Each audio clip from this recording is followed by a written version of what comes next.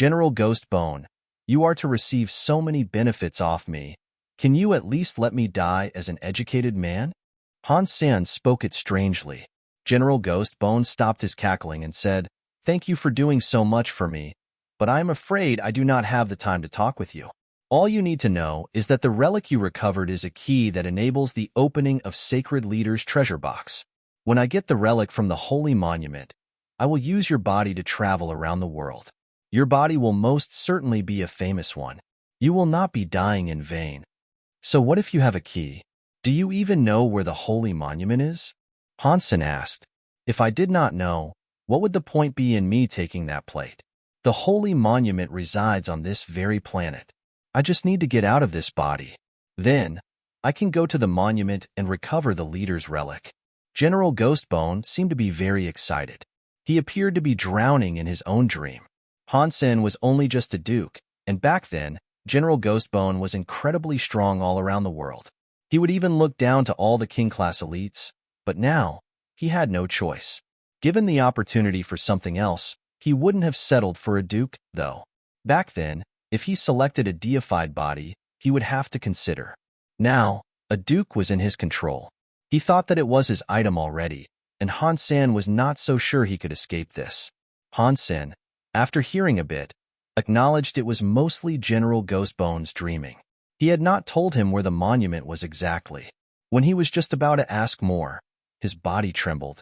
The Ghost Bone mask was reduced to dust across his face. General Ghostbone's will was headed into his own will see. Right now, Han Sen had become a holy bone. He looked as if he was a crystal or a statue made from bone. It felt as if people that saw him would definitely wish to obey him. Han Sen knew that his body had finished the modification process. It was too late for him to ask General Ghostbone anything now. "Everybody, I am back. Shake beneath the quake of my footsteps." General Ghostbone's will was something truly demonic. He was screaming into Han Sen's own will. General Ghostbone, when entering Han Sen's will see, became shocked. "Why is your will see like this?" General Ghostbone looked at the will see. There was a tower in the middle of it, and inside, there was all sorts of beasts and xenogenics around it. It was like a little world all of its own. General Ghostbone had not seen anything like that before. "It's actually called a Sea of Soul." Han Sen's voice sounded inside the Sea of Soul. "I do not care about what this Sea of Soul is. When I am here, this is my territory." General Ghostbone's powerful willpower was suppressing the Sea of Soul. He wanted to claim that place and destroy Han Sen's will. Once he accomplished that, he could fully claim Han Sen's body for himself. But as soon as his soul arrived there, in the corner of the Sea of Soul, a black crystal armor set suddenly came to life and lit up in his eyes. A scary will took over the entire Sea of Soul. General Ghostbone's powerful deified will was destroyed when that will came. He did not stand a chance. "Impossible! Impossible! Arg!" General Ghostbone did not have the opportunity to escape the Sea of Soul. He screamed, and that scary will of his was crushed into nothingness. The black crystal armor set's power faded. It was like nothing had happened all that time. A general's will had also quickly been entirely dismissed. Why was he in such a rush to commit suicide? He did not even tell me where the Holy Monument was. Han Sen knew this was going to happen. Nothing would end up well for someone who sought to invade his Sea of Soul. Han Sen might have felt a little sorry for what happened, but he was ultimately made happy. General Ghostbone's leftover power was still inside Han Sen's body, and that was his own now. He could become better with it. Much Ghost Bone power gathered up in Han Sen's body. If he refined all that Ghost Bone power, he could become a duke. That being said, it really was just leftover power from General Ghostbone. It would not be as effective as a perfect and raw power. Still, it was deified power. The strength and purity was naturally far better than a duke's. Every ounce of that power was utterly priceless. Now, Han Sen's body was filled up with deified Ghost Bone power. His body was like a treasure in itself. He did not have to locate any more resources. He only had to refine that power and likely level up from it. And it wasn't just his Dongshin Sutra and Blood Pool Sutra that would level up. Even his The Story of Genes might level up to become Duke. It had the possibility of even going further. General Ghostbone was nice. It was a shame he died so early. It would have been perfect if he was able to tell me where the holy monument is.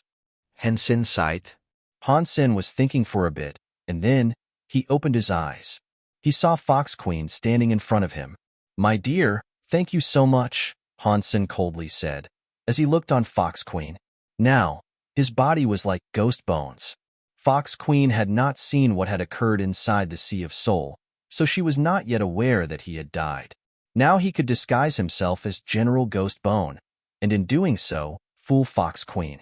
Fox Queen looked at Han Sen and laughed. "You look very evil. Ghostbone, do you think I will help you? You locked me up here for 1,000,000,000 years, all to make me suffer. I have waited for this for so long. Now that you have a body and you cannot use your power for a while. You are just a duke too, so the time has come for me to kill you." Han Sen was shocked. He did not expect this. He wanted to disguise himself as General Ghostbone. Also, he could fool her. He thought he could get some secrets from her, too. He did not know this was going to happen. Fox Queen looked strange. The substance chain around her body was tangling her. Her white hair was waving and her foxtail was trembling. She was going to break the air. The chain and the shackles were full of a black smoke. 5 ghostly hands tried to hold onto Fox Queen's neck, wrists, and ankles. Fox Queen's substance chain blocked those black hands, though. The hands could not stop her. Fox Queen reached her hand out, and the substance chain was going right for Han Sen. "Hang on. I am not General Ghostbone. I am San Mu," Han Sen quickly said. "Maybe that trick might work on others, but it won't work on me." Fox Queen did not believe Han Sen, and the substance chain kept going for him. It was not going to relent. Fox Queen believed this was her only chance. Her body was tied up, and she had spent most of her power suppressing the metal chains. The actual power she could use was a very small amount to her total, and she needed to kill General Ghostbone while his body was still only a duke. If it was any later, she would not have that chance. Fox Queen had waited many years for this opportunity. Han Sen quickly retreated, and he summoned his gold demon Bug King Bysema to shield his exterior. Boom! The invisible substance chain came down upon the gold demon Bug King Bysema. The Bysema kept trembling, and squeaky noises sounded loudly. It sounded as if it was going to break. Han Sen was shocked. Most of Fox Queen's power was being used in dampening the chain's restrictions on her. Even so, the demon Bug King Bysema could not withstand a small amount of her total power. If she was to repeat that same action a few more times, she was sure to break it. A deified elite sure is scary. Just a little amount of power is able to beat any sort of creature. Han Sen was thinking about how he might escape this extremely difficult situation he had found himself in.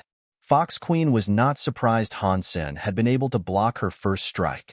She thought he was General Ghostbone, and so that was why she was not surprised he had managed to deflect the hit. The substance chain she slashed did not relent. It was like a chain that snared the demon Bug King Bysema, and it tightened and tried to throttle it. Han Sen saw that the Bysema was flickering. A lot of its gold dust was being scraped away by the tightening noose. He frowned. "Fox Queen, when I first came here, do you remember the first thing I said?" Han Sen was talking with Fox Queen while he was still inside the Bysema. "Ghostbone, save it. This is the day you die," Fox Queen coldly said. Han Sen quickly thought for a moment, and then said, "What about the things we spoke about during our time in Whitebone Big Hell?" Ghostbone could not have heard that. "Surely. You said my name of San Mu is bad. You said 1 wood was boring enough, and the fact that I have 3 wood makes me super boring." Fox Queen was shocked. She frowned and looked at Han Sen, and it seemed as if she was starting to believe his claims. "General Ghostbone's will was destroyed by me. I was afraid you might want to enact revenge on me, and so that is why I initially maintained the disguise and pretended to be him. I am really not Ghostbone," Han Sen said. Fox Queen gazed at Han Sen for a while, and she then asked, "What was the Xenogeniac you saw inside Whitebone Big Hell?" Han Sen immediately described the face of the Xenogeniac. After Fox Queen heard what he said, she believed him even more. Fox Queen hesitated for a moment, and then she asked Han Sen, "When you were brought here by Little Black, I did not talk to you. What did I say?" "You did talk to me." Han Sen thought, and then he said to her, "Come." Fox Queen, when hearing Han Sen, looked to be startled. The substance chain on the Bisema started to fade. Her eyes opened wide, and with a look of disbelief, she looked at Han Sr.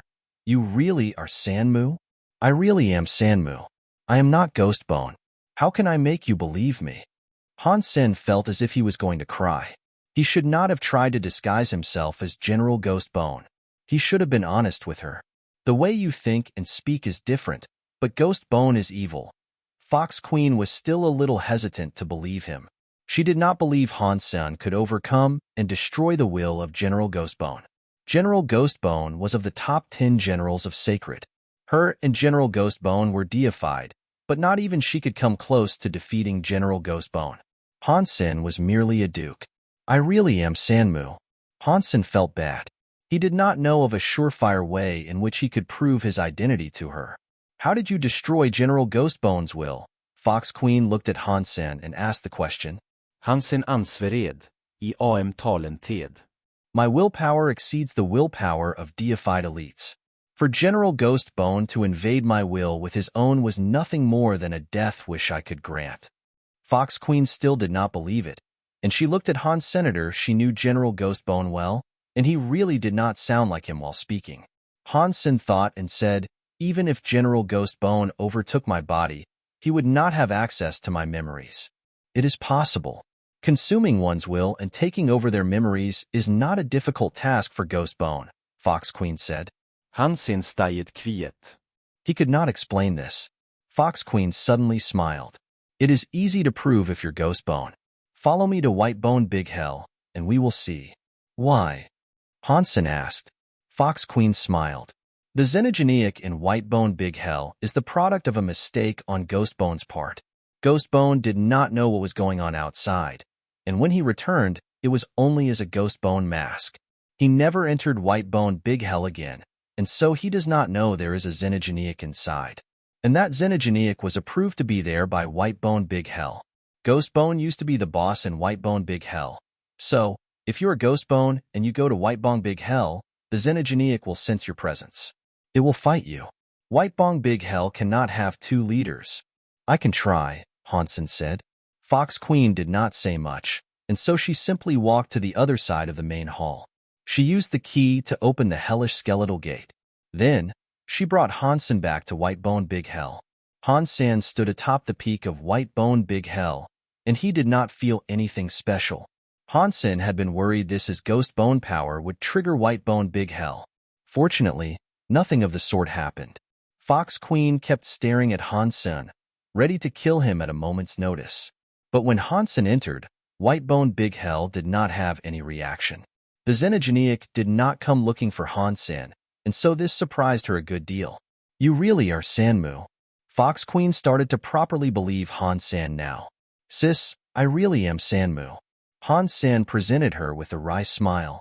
Fox Queen brushed her hair and looked at Han Sen queerly. Ghostbone would never believe he'd have been killed by a duke. Hearing her say that, Han Sen breathed a big sigh of relief.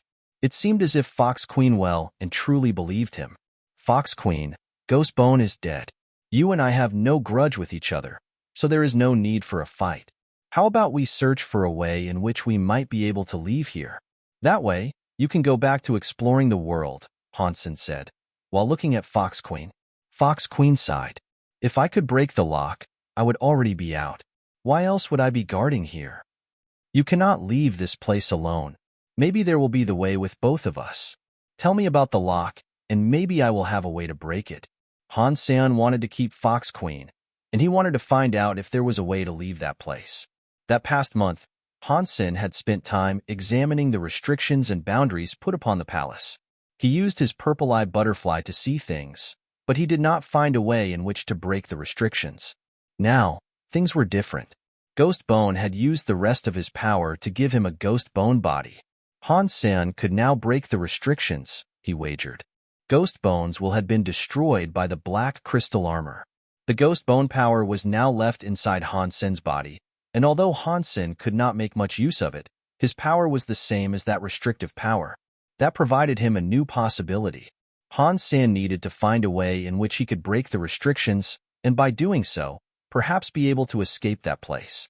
But with Fox Queen there, she would not allow him to go and try various methods willy-nilly. If it came to a fight, Han Sen would not be able to defeat her.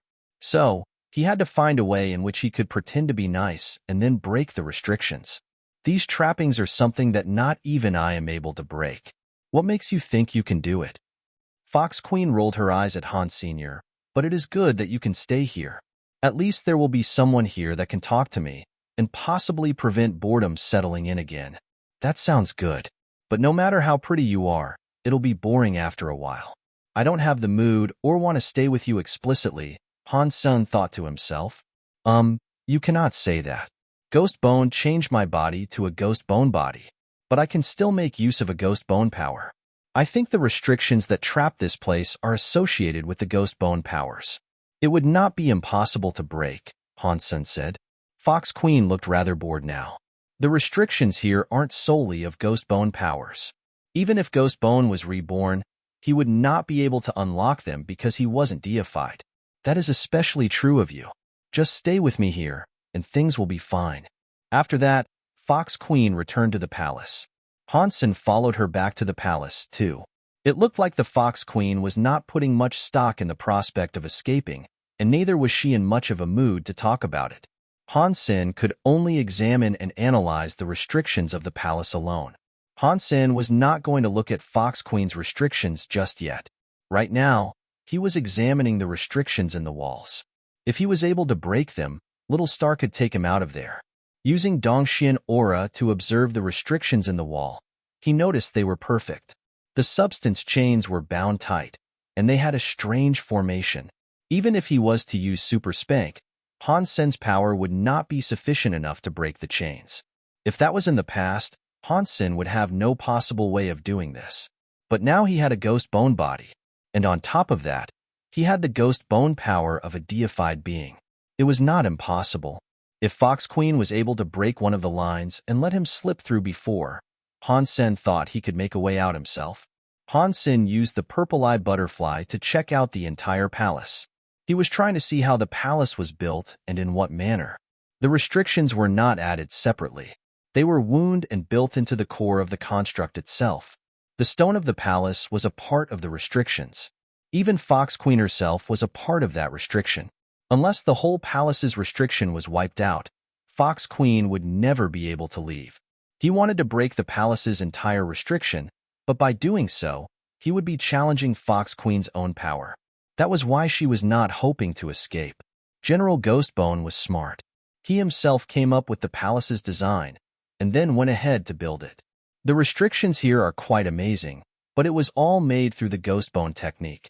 Now that I have a Ghostbone body, if I can identify a flaw in the construct, I might be able to escape, even if destroying the entire trappings will be difficult.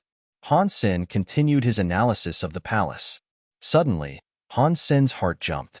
In that palace that was full of restrictions, he did indeed manage to find a very small flaw.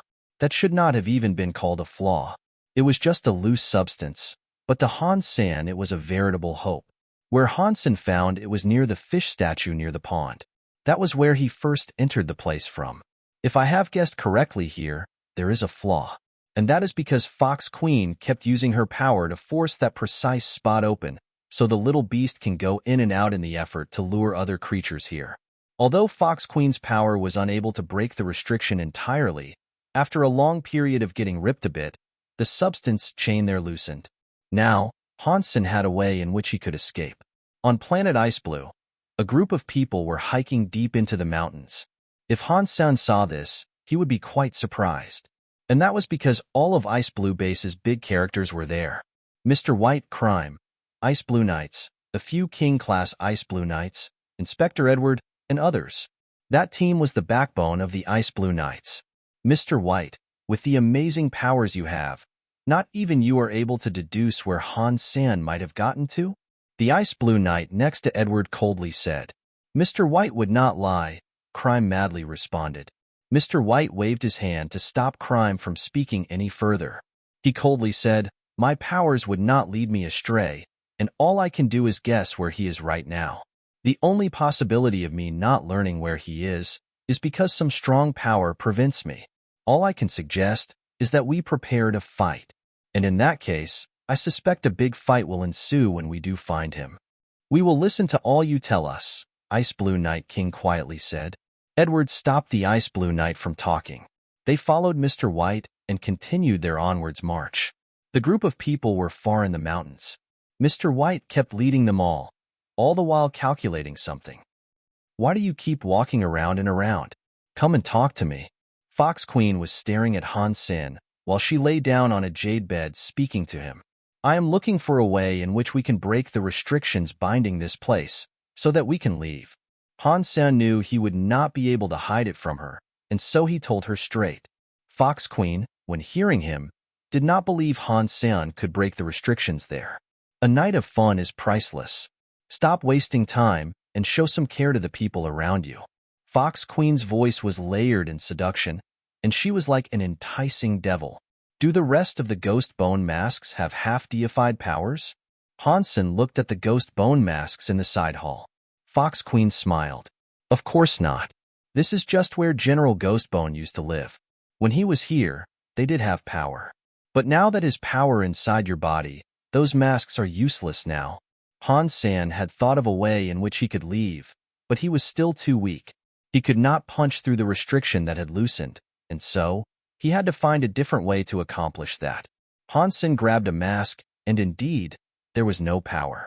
It was, however, very sturdy. Can you open White Bone Big Hell for me to have a look? Hansen asked. Since the ghost bone masks were useless, Hansen turned his mind to the Blood Kirin. If he was able to enlist its help, it would be far easier for them to leave. Why would you want to go in there? Fox Queen asked Hansen. I want to see if I can tame it. If I gain its power, I might be able to break the trappings. Hansen was honest, as that was exactly what he was thinking. Okay. That is good thinking. All right, you go do that. Fox Queen threw the black bone key that hung around her neck at Hansen. Hansen was a duke, and he wanted to tame that Blood Kirin. Fox Queen thought that was a ridiculous notion. The Blood Kirin was as exemplary as a king could be. It might not lose a fight against a half-deified being, even. And on top of that, it was the fostered son of White Bone Big Hell. That was its home turf, and that could see it buffed by belonging there. It was lucky that Hansen was able to make use of that shield of his to stay alive, but Fox Queen thought it was an absolute joke that he wanted to try and tame the Blood Kirin. But since she had nothing else to do, it might have at least helped to stave off boredom for a little while. After Hansen entered White Bone Big Hell again, he headed for the lotus-like mountaintop. If he did not have what it took to tame the Blood Kirin, he'd instead resort to practicing Blood Pulse Sutra and at least bring it up to the rank of Duke. Then, he could use Jade Skin and Super Spank in the hopes that would be enough to break that chunk of the palace's trappings. Fox Queen was standing in front of the hellish skeletal gate. She was watching Hansen's movement. Hansen had a ghost bone body, and in the Blood Kirin's eye, that made him a perfect bevy of nutrients. Something interesting was sure to happen if the Blood Kirin sensed his coming. Just like Fox Queen thought, Hansen was 50 miles away from the Lotus Peak when a roar sounded from his destination. A moment later, the Blood Kirin came down from the Lotus mountaintop with its red cloud. Its bloody eyes were staring right at Han's senator then. The creature leapt towards him with the sounding of a strange cry. Hansen saw a red gust coming towards him like a bolt of lightning. That scary power came right before him, and he could not teleport. So, he summoned the Gold Demon Bug King by Sema. Catcha! The Blood Kirin's talons were carrying a red light, and they came down on the Gold Demon Bug King by Sema. It left a few hefty scratch marks on its surface. It almost broke the Bysema completely, which gave Hansen a bit of a shock. Without saying a word, Hansen turned around and ran. The Blood Kirin was stronger than Hansen had believed it to be. Although it was king class, it was there in White Bone Big Hell. It was likely most half-deified beings would be unable to defeat it. Fox Queen watched Hansen making use of his gold shield in his hasty retreat. She laughed.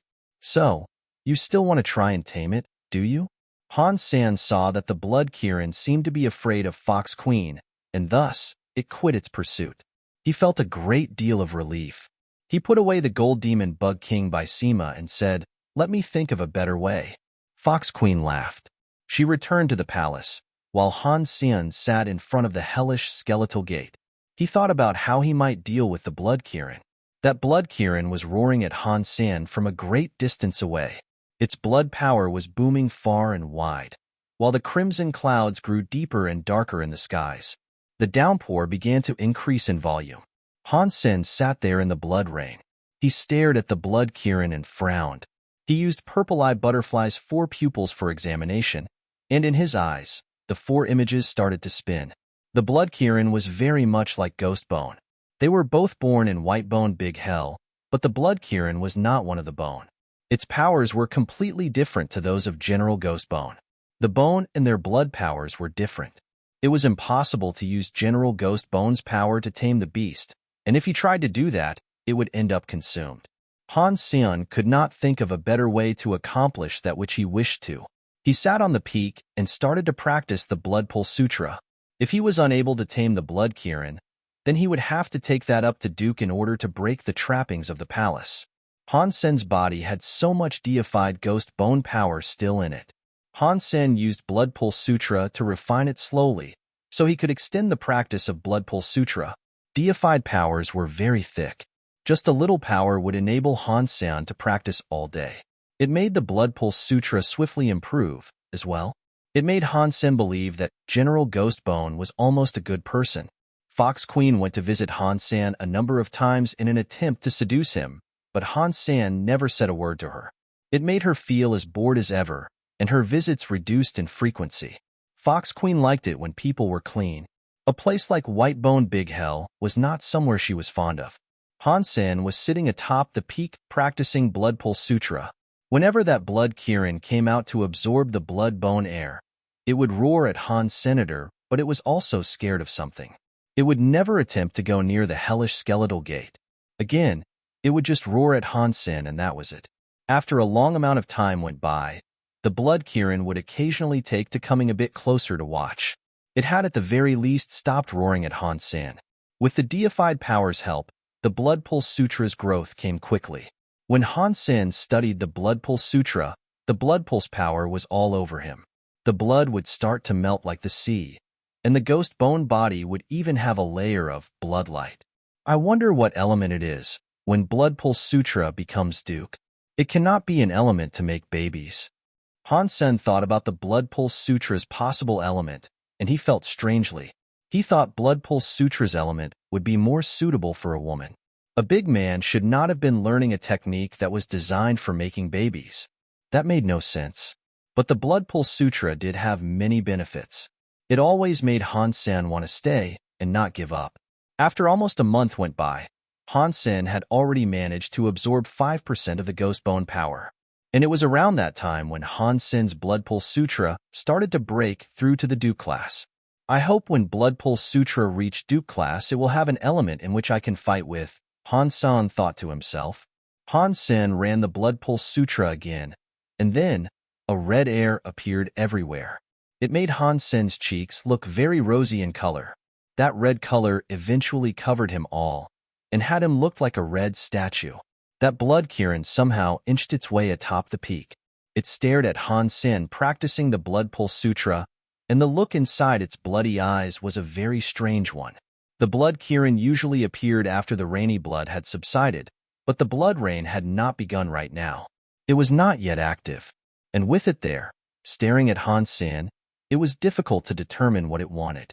Han Sen had not noticed, and this was his most important moment in breaking through with the Blood Pulse Sutra. He did not have the time to concern himself with something else. The Blood Kirin was scared of Fox Queen, and that is why it did not wish to get close to the hellish skeletal gate. But today, it was behaving differently. It may have still been a little hesitant too, but it walked around the peak while staring at the blood air-looking Han Senator. It gritted its teeth and then walked towards the mountain where the hellish skeletal gate was. The Blood Kirin used to be cruel, but now, it was approaching the white bone as if it was sneaking. It headed towards the peak, without the intent of alerting Han Sen. Han Sen's body became a blood crystal. It was the important moment now, which would see him become a duke. The ghost bone power kept getting refined, and it was turning into a strong blood power. It made his body's blood power get stronger. It was like an endless tsunami striking the end. Although he was leveling up, the Blood Kirin was still being very careful in its approach. Even so, Han Sen was able to detect its coming. Consequently, Han Sen looked cold. He wondered whether or not he should summon the Demon Bug King by Sima and holler for Fox Queen. The reason for Han Sen leveling up there, instead of the palace, was because he did not actually want Fox Queen to see him ascend in rank. He did not think the Blood Kirin would dare get so close, due to the current time not being the usual time it would emerge from the Lotus Mountain top. So right now, it was likely not a dangerous time. But the Blood Kirin had indeed emerged, and it had bravely made the climb there. Observing it be all sneaky, though, Han Sen chose not to do anything. He remained still in his inspection of it. The Blood Kirin was being more careful the closer to the peak it got. It looked terrified. When it was only a few hundred meters away, the Blood Kirin took cover behind a rock. It peeked at Han Sen, but it did not come any closer. Han Sen kept up the process of leveling up to Duke, all the while watching that Blood Kirin. If it did something, he really would have to call for Fox Queen and make use of his Demon Bug King by Sima. But all the Blood Kirin did was watch. It kept looking Han Sen's way, but it did not approach. Han Sen believed it was too afraid, and so, he kept his focus on the leveling up process. The blood inside him was boiling, and his heart thumped like thunder. It was like a machine. His heartbeat was throbbing like a drum. When the heart pumped, it made the blood inside him spin. The temperature of his blood rose. Seeing it reach a critical point, Han Sen did not have the time to watch the Blood Kirin. So, he summoned his Demon Bug King by Sima to commit to the final push. Han Sen was like a blood man. The blood seeped out of his skin, spreading all over. It hardened to create layers of blood crystals. That was not because something awry had happened with Han Sen's leveling up process. The blood that was coming out was like the skin of a snake. It was him releasing his old blood, to be replaced by a newer blood that possessed a strange power. When the blood was exchanged, that power inside him increased. The body was wrapped up in that old blood, and it made Han Sen look like a bloodstone. He sat where he was, unmoving. His body was drowning in an ecstatic feeling. Leveling up his Blood Pulse Sutra to the rank of Duke was a smooth and prolonged process. It was not a sudden change. The blood, from being Marquise, became Duke. And eventually, the leveling up process was over, and Han Sen was now Duke again. Han Sen came out from an empty mind. His face felt wet. He opened his eyes and he was shocked. He saw a red tongue lick his face. The Blood Kirin was there. How did it come inside? The Demon Bug King by Sima did not work. Han Sen was shocked, and so he stumbled back. But that Kirin followed him. It remained next to him, as Han Sen's speed was slower than it. The Blood Kirin did not release any power, though. Again, it just licked Han Sen with its tongue.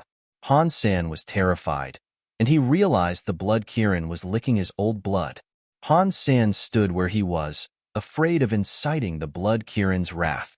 It was so close, and if it was made angry, then Han Sen would have no chance of escaping. He would have to make use of his Super God Spirit mode. Luckily, the Kirin did not have ire.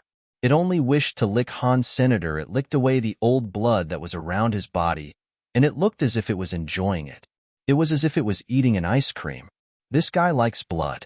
It's not going to finish drinking my old blood and then develop a hankering for my new blood, is it? Han Sen thought to himself as he eyed the Demon Bug King by Sima.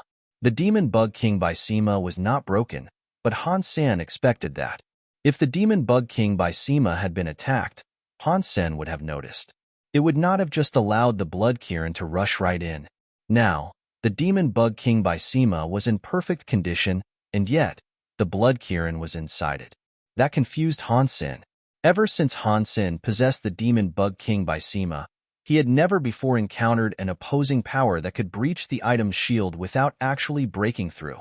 Not even Little Star's Starsea Travel could work against it. While Han Sen was thinking about this, the Blood Kirin finished licking up all his old blood. It then stared at Han Sen while it licked its lips. Eating all my old blood, and then wanting some fresh blood, too? Huh? Han Sen gathered his strength and readied himself for a fight. But all the Blood Kirin did was look at him. Eventually, it turned around and returned to the Lotus Mountain. Hansen froze and thought to himself, what is wrong with that guy? After the blood rain was gone, Hansen did not see the blood Kirin appear again. That made Hansen think it to be very strange. It was no longer absorbing blood and bone airs. Did my old blood fill it up? Hansen wondered. Over the next few days, Hansen did not see the blood Kirin again. But he did not care much for its absence. Even with the Blood Pulse Sutra becoming Duke, Hansen did not think he would be able to defeat the Blood Kirin in combat whilst in Whitebone Big Hell. And Hansen had yet to figure out how the Blood Kirin had managed to get through his Demon Bug King by Sema. After Hansen investigated the Duke-class Blood Pulse Sutra, he wanted to learn what element it was associated with. And he wanted to know if his dual-element ability could bypass its restrictions. After opening the Blood Pulse Sutra's element, Hansen's fitness was greatly increased. It was not as effective as Jade Skin, but it was not all bad. Aside from that, there was nothing else special about it. And that factoid depressed Hansen a little. He felt that the Blood Pulse Sutra possessed a strange power, but he could not make use of it because he did not know how to make use of it. It was like a human's organ. Humans now knew where they were and what they did, but before technology had been developed, they did not know what they did. This power will not only be available for the children, will it? Hansen felt depressed, and so he decided to ask the members of Blood Legion and learn more about what Blood Pulse Sutra. It would be a waste to reserve it only for the act of making babies. Jade Skin and Blood Pulse Sutra's two elements were both quite strong. Hansen calculated he had a chance to break the restrictions. But to ensure it would work, Hansen decided to help Little Angel become Duke first. With Little Angel's power, it should go swimmingly. Hansen's body was imbued with a lot of ghost bone power, and if he was to give some to Little Angel, it would be far easier for her to become Duke. But while Hansen was in the midst of doing that, he realized Little Angel went against the ghost bone power. She was unable to absorb it. The stunning soul-taking eye was the highest-class Geno art that the foxes possessed, and learning the skill required the talents of a fox's eyes. 1,000 different people could be polled on a single subject, and they would most likely give 1,000 different responses. Everyone's interests, opinions, and desires were unique. So, it was all very possible for certain people to fall in love with people that others would deem to be ugly. For both men and women, love at first sight was a very important concept. When a fox made use of the stunning soul-taking eye, it would allow the fox to capture the desires of their target. They would look perfect in the eyes of their prey, like a dream come true. So, no matter what Fox Queen did, her target would believe her to be absolutely perfect. Every movement was soul-snaring, too alluring to be denied or escaped from. The amazing thing was that the skill wouldn't deprive the target of their will. The target simply became captivated by the woman they saw. It was the woman of the target's dreams, after all. Hansen stared at Fox Queen in surprise. Today, Fox Queen was looking exceptionally beautiful, but at the same time, she looked the same as she always did. Her eyes had just become intoxicating, and her beauty was making it difficult to breathe. Today, you look remarkably special. As Hansen looked at Fox Queen, his expression softened. What would you say is remarkably special? Fox Queen smiled. Hansen smiled back, his cheeks coloring slightly as he did so. His eyes brightened. Very beautiful, Hansen managed to say, after a moment of thought.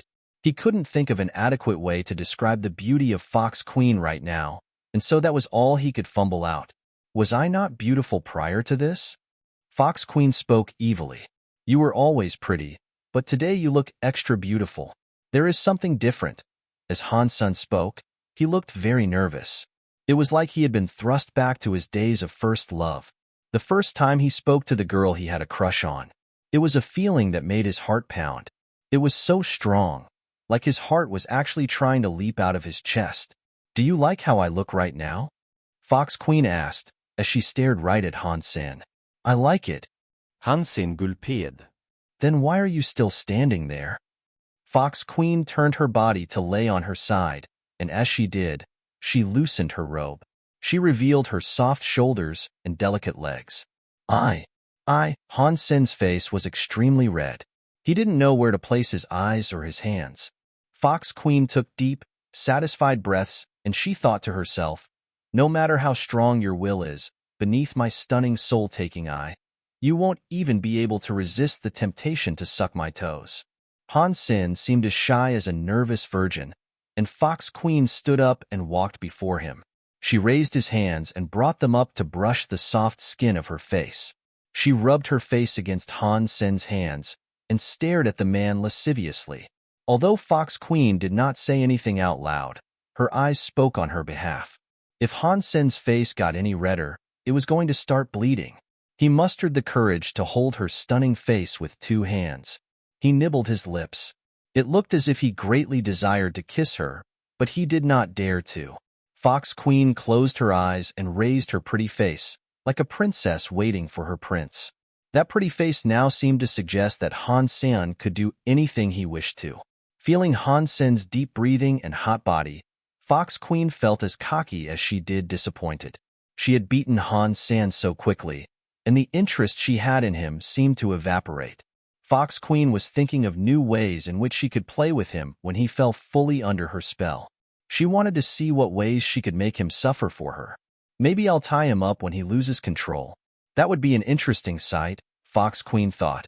But Han Sen's lips were yet to come up to hers. Pang! Fox Queen heard a loud noise. And then, Han Sen's presence just disappeared from right in front of her. She was so shocked that she had no idea what had just happened. And then, she understood.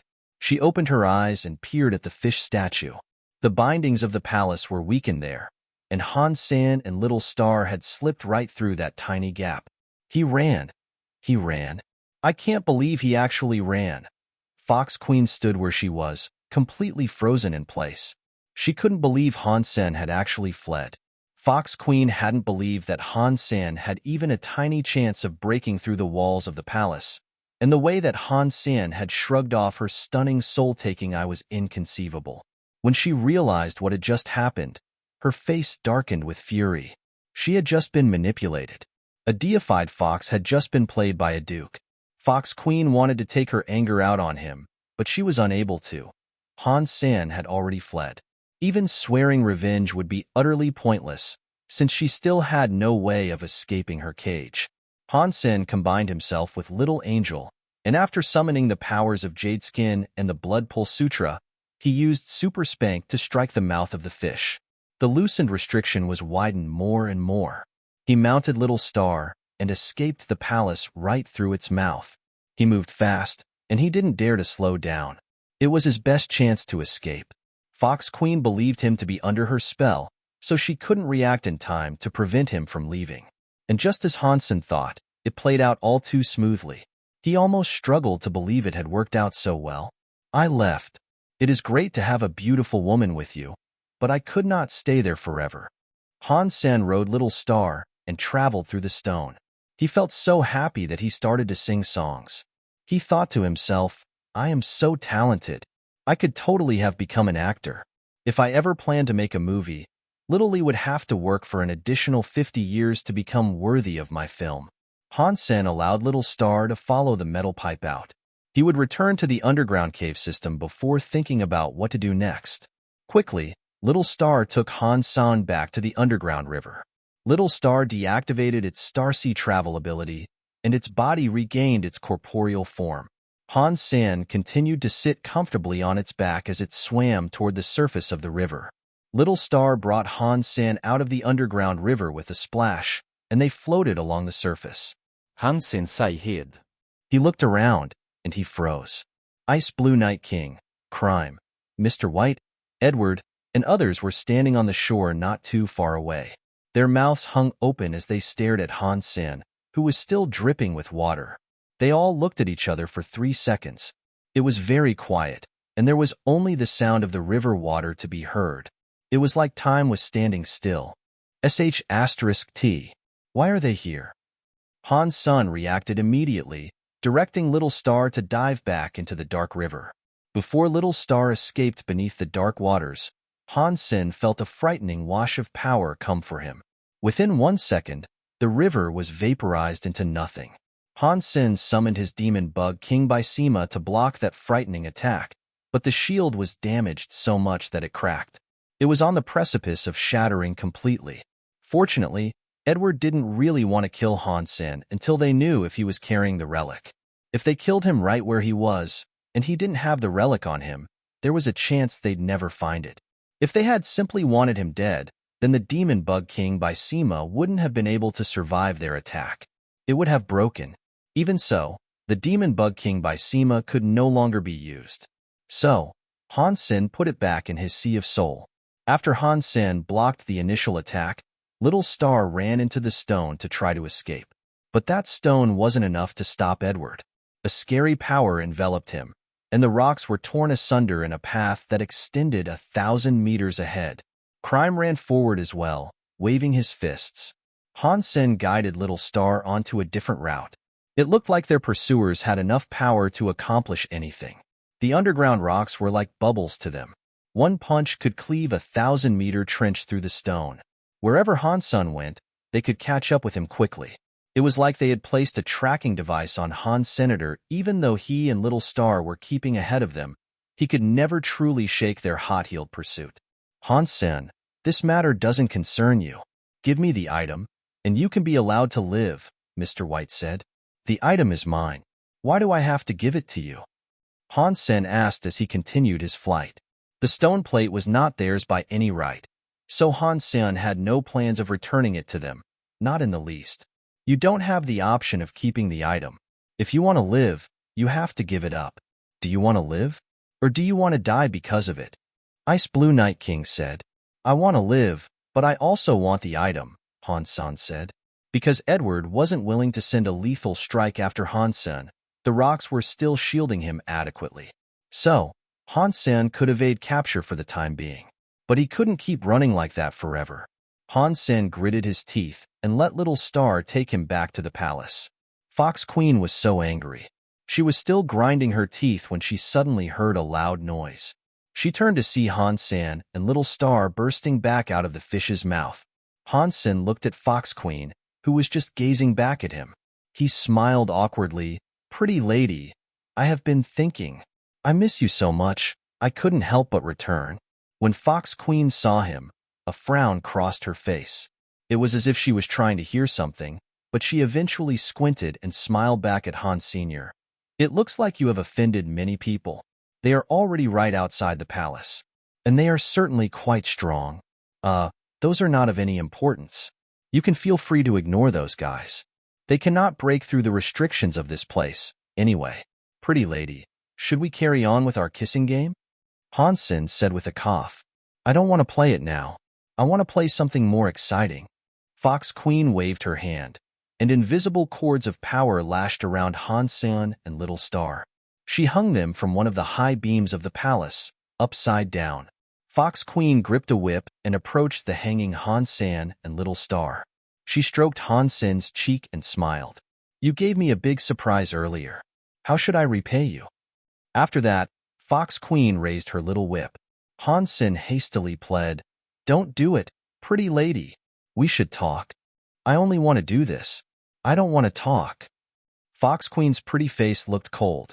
She used to be so strong in the Geno universe. She had been known as a powerful negotiator, and even negotiating with deified elites didn't put her at a disadvantage. She absolutely hated Han Sen, and she now wanted to teach him a lesson more than ever. As they spoke, Fox Queen raised the whip in her hands. She wanted to give him a deep lesson to vent some of her frustration. Pretty lady, let us strike a bargain. I will help you escape this place, and then there will be no reason for a grudge between us, Han Sen quickly said. Fox Queen was shocked. She would have rolled her eyes if Han Sen had made this offer before, but he had just proven his ability to escape the palace. Now, she was starting to believe him. Are you playing games with me again? Fox Queen smiled, but her eyes looked frighteningly cold. If I lie to you, big sister, I will go straight down to hell, Han Sen frantically swore. Fox Queen smiled, and she brushed Han Sen's cheek and said, Such a good brother. Always happy to give me surprises. How could I possibly let you die? After that, Fox Queen's smile turned cruel. The whip in her hand straightened like a spike. And then, Fox Queen used it to stab. The spiky whip pierced through Han Sen's pants, almost catching the family jewels as it went through. It slammed into the wall behind Han Sen, and the lower half of his body turned to ice. If you lie to me again, I am going to make a eunuch out of you. Fox Queen grunted coldly, then returned to the jade bed. She settled herself and looked at Han Sr. Tell me, how are you going to help me escape? What is this place? Edward looked at the wall in wonder. They had chased Han Sen deeper and deeper into the planet, clearing away the rocks as they went. But once they reached that point, they were unable to break the stone anymore. Even Ice Blue Night King's power could only trigger small puffs of black air. The stone wall could not be damaged. Edward began destroying all the stone that he could still break, and they quickly realized that it was an underground stone palace. Even their combined powers couldn't harm it. I believe that Han Sen is hiding inside this stone palace. That is why my power is unable to tell us where he is, Mr. White said, as he stared at the stone palace. Mr. White, is there a way we can gain access to the stone palace? Edward asked politely. I'm not very good with things like this. You would have a better chance of breaking through than I would. Mr. White shook his head. I don't know who constructed this stone palace, but even our own power isn't enough to break through its perimeter. One thing is for sure, though. Whoever built it must have been a deified elite, Ice Blue Night King said.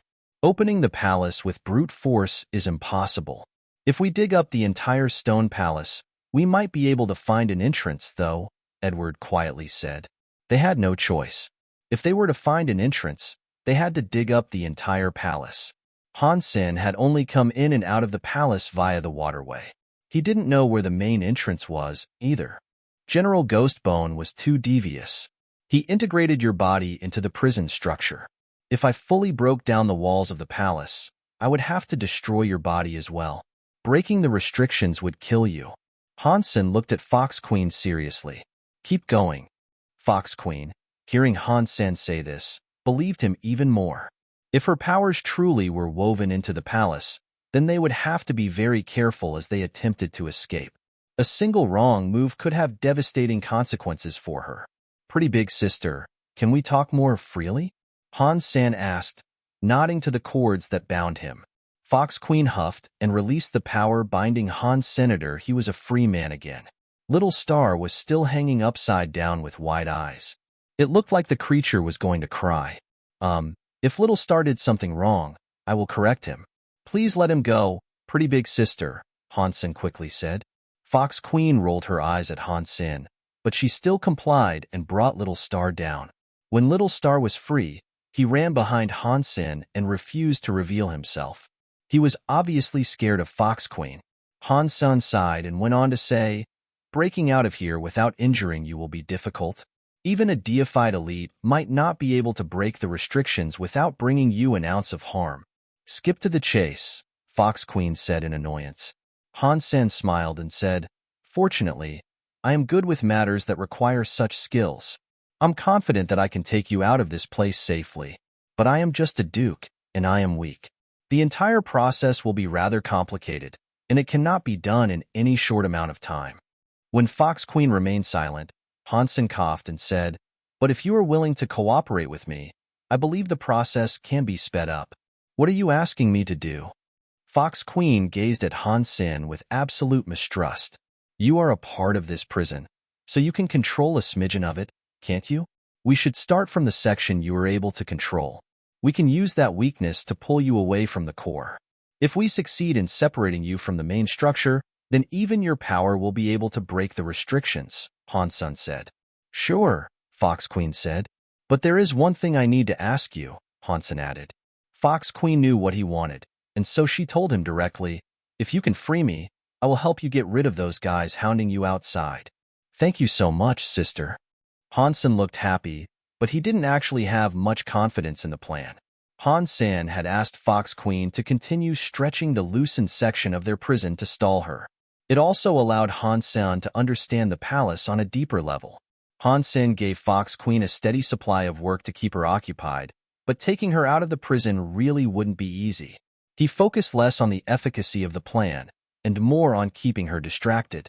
Now that Han Sen was temporarily safe, he thought about how he might escape. He was surrounded by terrifying enemies. If he was a king-class elite, perhaps he could fight his way out. But for now, he could only hold on. The stone plate connects with the sacred leader's relic. Perhaps it will come in useful when I seek to rescue Little Flower. I can't let Edward get his hands on it. Han Sen made his mind up, deciding to go after the sacred leader's relic no matter what it took. But right now, he couldn't get out. And he had no idea where the monument was supposed to be. It wouldn't be easy to claim the sacred leader's relic, that was for sure. Pretty big sister, why did Ghost Bone erect this palace here? Is there a reason why this place was chosen? Han Sen was hoping to glean some information about where the holy monument might lay. Fox Queen was General Ghost Bone's wife, so there was a chance she knew a thing or two. Fox Queen shrugged. I know he made a big mistake, and Sacred Leader sent him here to explore. I don't know anything else. That means you think there was some contention between them? Han Sen could hear Fox Queen's concern behind her words. Fox Queen had been locked away for so long, and her boredom had grown to immense proportions. She seemed to like having someone to talk to, so she went on to say, General Ghost Bone looked murderous, but he was incredibly loyal to Sacred Leader. He was practically his right-hand man. How could he make a mistake that would force him to come to this sort of place? Something else must have been happening behind the scenes, but General Ghost Bone was a quiet man. He never really told me what he was doing here. Han Sen couldn't tell if Fox Queen really was clueless, or if she was just pretending to be. He thought for a moment, then said, I found a place called Ghost Bone Town out in a desert. Is that where he lived? Fox Queen frowned. After General Ghost Bone came to live here, he didn't build homes anywhere else. Why would there be a Ghost Bone Town? Tell me what the place looked like.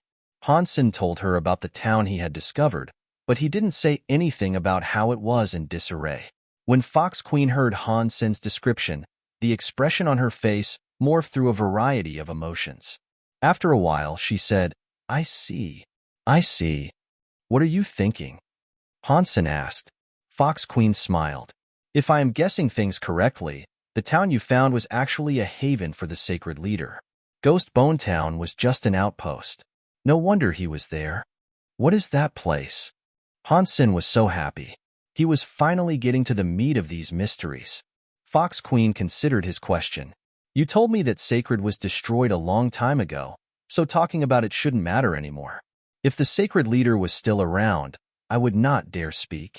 After a lengthy pause, she went on to say, the Sacred Leader led the sacred. He beat every being that came against him, and he almost became the king of the entire Geno universe. But every creature has a lifespan, and that law even applied to someone as powerful as the Sacred Leader. No one is able to fight time, and death finds us all one day. That powerful man didn't want to die like everyone else, though, and so he sought to live forever. In the pursuit of immortality, Sacred Leader conducted many tests. I know there were at least 100 of them. Fox Queen seemed to be struggling to remember. I was Ghost Bone's wife, and Ghost Bone was the Sacred Leader's most trusted right hand. I learned a bit about all this from Ghost Bone, and although I was told little, I could tell that the leader was ambitious. He sent people to the disaster on planet Yuanli, the strange thing in Berry Dragon Valley, the holy spirits in the sanctuaries, and the demigod space. They were searching for the key to immortality, all because of Sacred Leader. The holy spirits in the sanctuaries? What are those? Han Sen's heart almost leaped out of his chest, but he forced himself to look merely curious. I don't know much of the details, as it's only something I heard Ghost Bone say. In Sacred, there is a strange xenogenic space they called the sanctuaries. The leader tried to research the undying spirits there, Fox Queen said after some thought. Spirits? Han Sen thought, his heart trembling. If the sanctuaries that Fox Queen mentioned are the sanctuaries that I came from, then the undying spirits she mentioned might be the spirits that I'm familiar with. Only the spirits in the sanctuaries are capable of living forever. If they are killed, they can always respawn at their spirit stone. As long as the spirit stone remains intact, they can live forever. Han Sen believed those spirits were the spirits that the Sacred Leader had researched. When Han Sen considered this research, he thought of two distinct possibilities. One possibility was that the Sacred Leader was merely researching their means of living forever. The other was that the spirits were actually products of that research, created by the sacred leader himself. Regardless of which explanation was true, the sacred leader's research ultimately failed. Otherwise, he would not have died. Xie Qingqing was one of the spirits that Han Sen had known longest. In the sanctuaries, he could never die. Han Sen had once asked Xie Qingqing about this, and he was told that when the spirit entered the Alliance's universe, he became disconnected from the spirit stone. Xie Qingqing believed that if he died now, he could never come back. Han Sen wanted to ask Fox Queen more about the sanctuaries, but that was all she knew. She had learned most of what she knew by overhearing General Ghost Bone's musings. Han Sen regretted having killed General Ghost Bone so easily. If he had been able to speak further with the ancient elite, there was the chance that the man might have answered many of Han Sen's questions. But the Black Crystal's power was beyond Han Sen's control. General Ghost Bone had acted rashly, and at the end of the day, Han Sen wasn't the one to blame. They lapsed into silence for a while before Fox Queen said, "I would guess that the Ghost Bone town you saw was the haven of the sacred leader. The place was probably named Ghost Bone Town to disguise its true purpose." What is a haven, exactly? Han Sen had heard the term mentioned many times, but he was unclear about what it actually meant. Fox Queen replied slowly, "The idea is a little complicated, as it can be used for many different situations. Simply put, the sacred leader found a way in which he might live forever. But he hadn't developed it enough to be usable. It was something that would require some time. But I didn't see anything special in that town except for a broken pool," Han Sen said. Fox Queen smiled and said, "It was a secret project. Do you really think it would be so easy to find? The town was probably just some facade or entranceway to the Real Haven. There might have been an item there that would allow you to access the haven. You might have to search the place more thoroughly." What Fox Queen said doesn't match up with what General Ghostbone told me. He said that the holy monument lies someplace else, Han Sen thought. Then he asked, "But I saw General Ghostbone's statue there, and it was merely guarding the gate. There was another statue inside. Was that the sacred leader?" Han Sen described the human emperor statue once, and then he waited for Fox Queen's answer. Fox Queen shook her head. "To be honest with you, I never saw the sacred leader. I'm afraid that not even all of the top 10 generals were permitted to see what the sacred leader actually looked like. How is that possible?" Han Sen looked at Fox Queen in disbelief. "It's not that strange, really. The sacred leader was always clad in armor that hid his face. No one even knew if the sacred leader was a man or a woman. All I know is that his shape wasn't too different from yours or mine. But that was just the shape that could be discerned through his armor, after all. With his strength, it wouldn't have been difficult for him to change his body or even reshape his genes," Fox Queen said. There was little more that Fox Queen could tell him. Although she wanted to continue the conversation, she didn't actually know very much. She could only relay the offhand comments and casual references that she remembered from her time with General Ghostbone. Han Sen examined the chains that held Fox Queen. When he needed a break, he went a white bone held to practice. He used the story of genes to refine the ghost bone power. Han Sen put off practicing his Dongxin Sutra for the moment, as the story of genes required non-native power, and that was what he currently had. The Blood Kirin, when it noticed Han Sen's return, immediately emerged from the Lotus Mountain. It grabbed another one of those blood pairs and came running over to Han Sen. Han Sen tried to get closer to the Blood Kirin, as it didn't seem hostile at all. It made Han Sen feel rather joyful. Maybe I really can tame this thing. If I had this king-class fighter on my side, perhaps I could square off against enemies like Edward. Han Sen tried to touch the Blood Kirin, and when he did, the Blood Kirin didn't shy away. Still, it was a very withdrawn creature, and getting close to it was difficult. At the same time, Edward and the others finally found the door of the palace. They were unable to open it, however, so they were still stuck outside. "Why is there a palace here? Did the sacred leader leave it behind?" asked a king-class Ice Blue Knight. "Look at the architecture of this place. I don't think it belonged to the sacred leader. If I'm not mistaken, this place's style is reminiscent of General Ghostbone's handiwork," Mr. White said. "Regardless of who built this palace, we must find a way to get it open. We cannot go to the monument without the relic that Han Sen took." Edward looked at Mr. White. "Mr. White, You are very good when it comes to unraveling restrictions. Do you have a way to open the palace's gate? This palace's walls are profoundly special. I have never encountered anything like this before. Breaking it might take a few decades, perhaps even a century. Mr. White exclaimed. That would take too long. Is there a faster way? Ice Blue Night King asked. Mr. White rubbed his chin in thought. The best way to get inside would be to force open a small section of the construct. If we combine all our power, then that might work. But first, we will have to make some preparations. And for that, I will require everyone's cooperation. I will listen to whatever it is you have to tell us. Edward and Ice Blue Night King nodded. I need some things that aren't currently available in the base, so I will have to go elsewhere to fetch them. It will probably take me about a month. In the meantime, I would like you guys to stay on guard here, Mr. White said. Mr. White then took Crime with him and left. Ice Blue Night King and Edward remained close to the palace, in case Han Sen ducked out and tried to escape. As Han Sen spoke casually with Fox Queen, he kept his focus on the structure of the prison itself.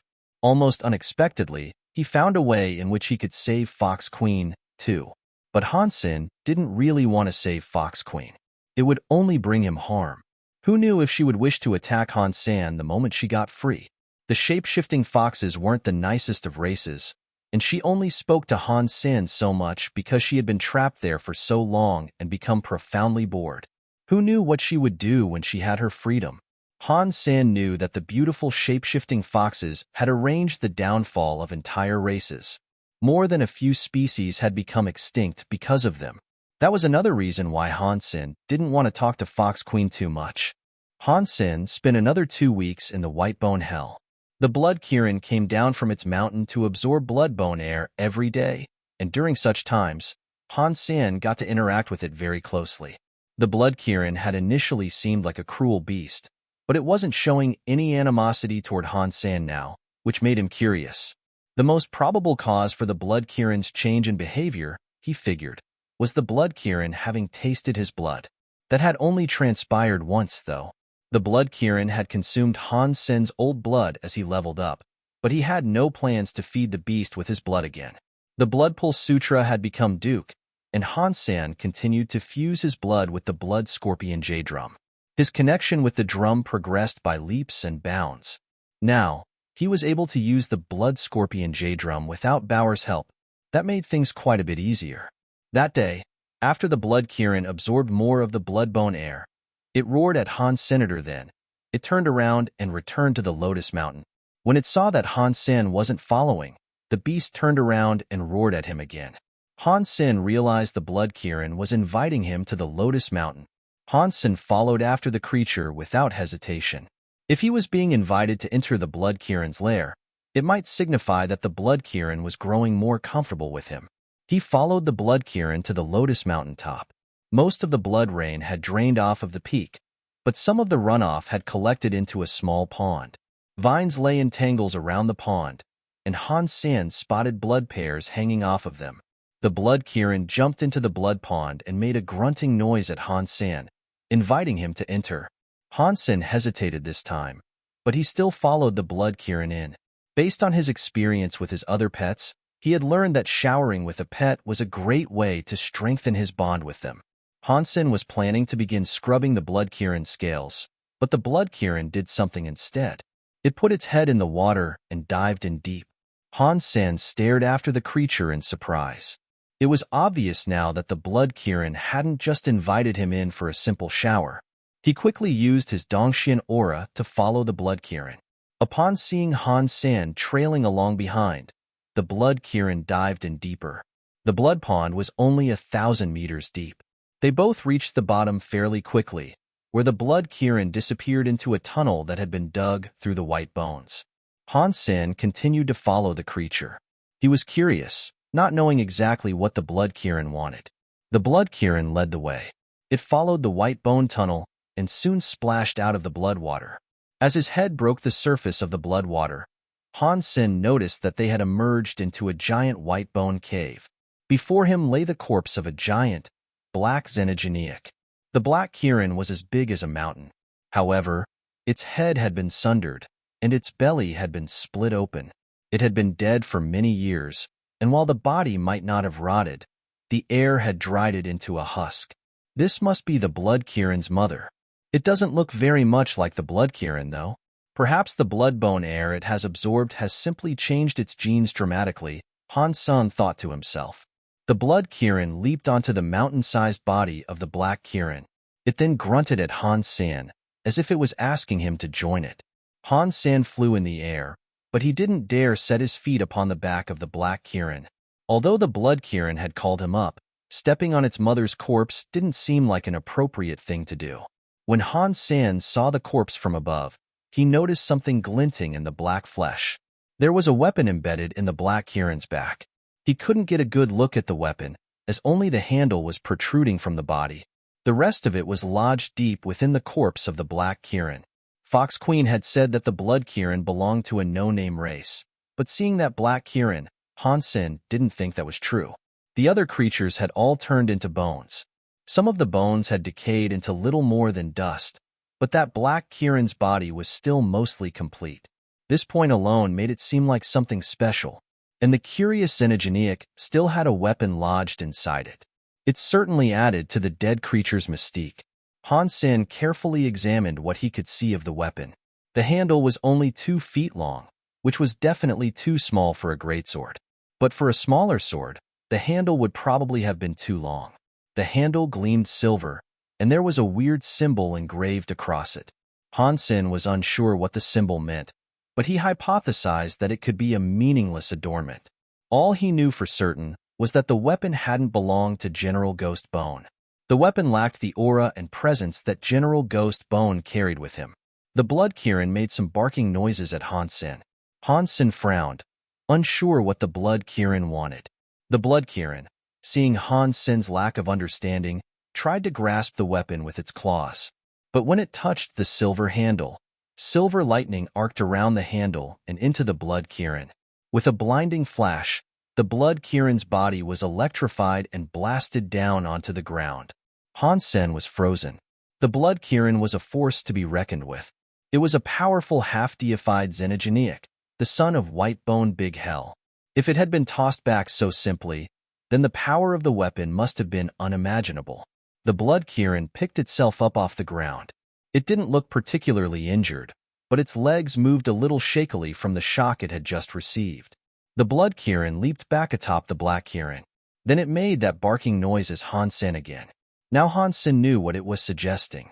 "You want me to help you remove that weapon?" The Blood Kirin nodded. It then made more encouraging noises to Han Sen. Han Sen didn't have a good feeling about this. Despite its power, the Blood Kirin had just been sorely electrified by the lodged armament. Han Sen was just a duke, so there was a chance that the electricity might kill him. Han Sen gritted his teeth and approached the weapon embedded in the Black Kirin's back. He wasn't confident in his ability to pull the weapon out, but if he didn't at least try, then all the time he had spent building a relationship with the Blood Kirin would go to waste. Even if it doesn't work, I have to give it a shot. Getting shocked is better than making the Blood Kirin mad, Han Sen thought to himself. He summoned his King-class Galaxy Lobster armor. Han Sen didn't want to be killed by lightning that not even the Blood Kirin could withstand. Landing on the Black Kirin's back, Han Sen gazed at the silver handle. Then, he looked back at the Blood Kirin. The Blood Kirin looked very excited. Han Sen took a deep breath and slowly reached for the silver handle. Han Sen's fingers brushed the silver handle, and before he moved to grip it completely, silver lightning leaped out at his fingers. A vibration moved through Han Sen's body, and then he felt as if he had lost control of his own consciousness. There was a sharp cracking noise, and Han Sen was sent rocketing away. His flight ended when he crashed into a white bone wall. Fortunately, Han Sen was wearing his King-class Galaxy Lobster armor, so the hit didn't hurt too much. But his entire body ached, as if cramps were twisting him from the top of his head down to his toes. He convulsed slightly on the ground. Well, that was scary. The lightning might not have done too much damage, but the soreness afterward is pretty terrifying. Han Sen mustered every ounce of his strength to get up. He crawled across the ground as white bubbles frothed from his mouth. He pulled himself into a sitting position, but he still felt extremely weak.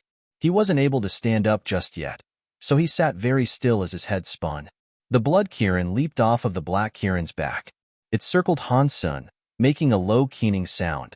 It was as if it was saying, "Are you okay?" I'm fine. What kind of lightning is that, though? It is so weird. My king-class armor did nothing to repel it. Han Sen understood now why the lightning had been able to hurt the blood Kirin, despite the beast's strength. That lightning bypassed all forms of defense and zapped right into a person's body. The blood Kirin was unable to answer his question, but Han Sen could tell that the creature was disappointed. It was sad that Han Sen was unable to pull out the weapon. "Don't worry. I will find a way to pull it out." Han Sen thought this was still a good opportunity. He looked into the blood Kirin's face, and he knew that the creature would be incredibly happy if Han Sen managed to retrieve the weapon. Perhaps he could even tame it at that point. Thinking of how cool it would look to ride the blood Kirin, Han Sen thought he should give it another try. The blood Kirin didn't seem particularly excited by the prospect of another attempt, though. It clearly didn't believe Han Sen had what it took to remove the weapon from the corpse.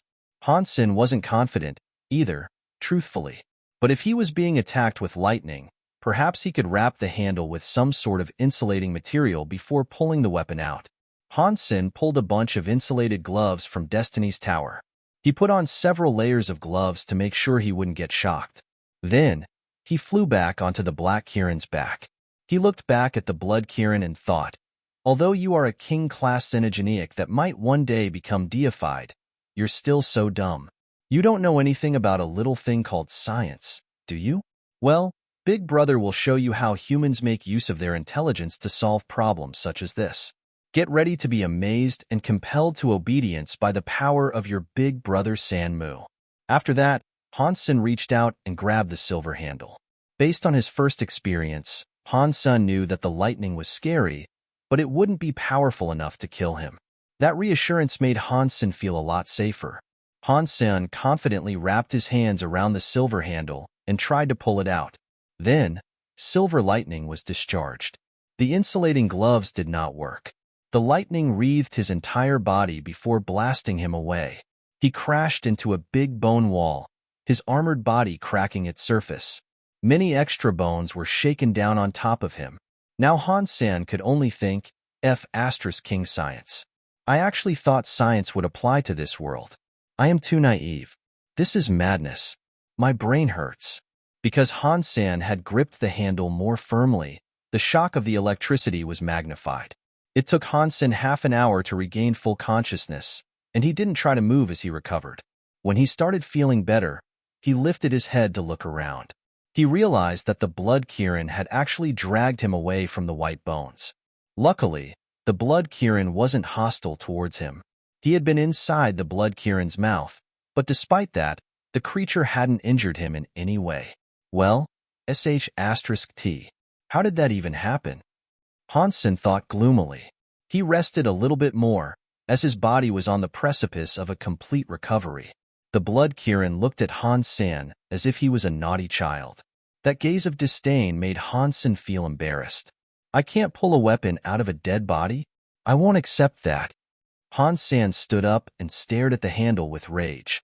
When he thought back to the ache that had suffused his entire body, though, he gave up on the idea of trying to grab it again. I couldn't make it work, but at least I'm not alone. I have help, so what is there to be afraid of? Han Sen thought. Then, he released Bauer from Destiny's Tower. Bauer, do you see that weapon sticking out of the Kirin's back? It is protected by very powerful lightning, and so I cannot take it out. Do you think you can take it out for me? Han Sen smiled at Bauer as he spoke. Bauer's eyes opened wide when she looked at the weapon. She thought for a moment, then shook her head. No. No way. You cannot pull it out either? Han Sen was surprised. This was the first time he had heard Bauer admit so plainly that she couldn't do something. Bauer blinked and said, "There's something wrong with that weapon. Its soul is very messy. It would not be very nice to touch it. I would be electrified if I went up to it." Han Sen's heart sank. Not even Bauer could take the weapon. There really was no hope for pulling it out. But then Bauer went on. "You can let Little Silver try. He is attuned with lightning, so he might have a way to do it." How did I forget Little Silver? Han Sen slapped himself on the head. The lightning must have rattled his brain and made him forget Little Silver for a bit. Han San quickly summoned Little Silver. As soon as Little Silver appeared, he hugged the fox tightly to his chest. Then he flew up to the Black Kirin's back. Little Silver, that weapon has lightning power. I cannot move it, though. Do you think you can pull it out? Han Sen asked, pointing at the silver handle. Little Silver leaped down from Han Sen's arms. It walked elegantly around the silver handle, its silver eyes peering keenly at the metal. Suddenly, Little Silver stopped. Its body crackled with silver lightning. That lightning spread fast, and the fox's body began to swell and transform. 10 tails of lightning rose behind the fox, swaying like the heads of a hydra. The next second, that ethereal, lightning form of a fox opened its mouth. It grabbed the silver handle and tried to pull it out of the Black Kirin. The silver handle fired its own lightning in response to the fox, and the bolts of power collided in a display of eye-searing brilliance. It seemed as if the two powers were exploding when they touched each other. The lightning didn't send Little Silver flying like it had Han San and the Blood Kirin. The fox held onto the handle firmly, and slowly, it began to pull the handle up and away from the back of the Black Kirin.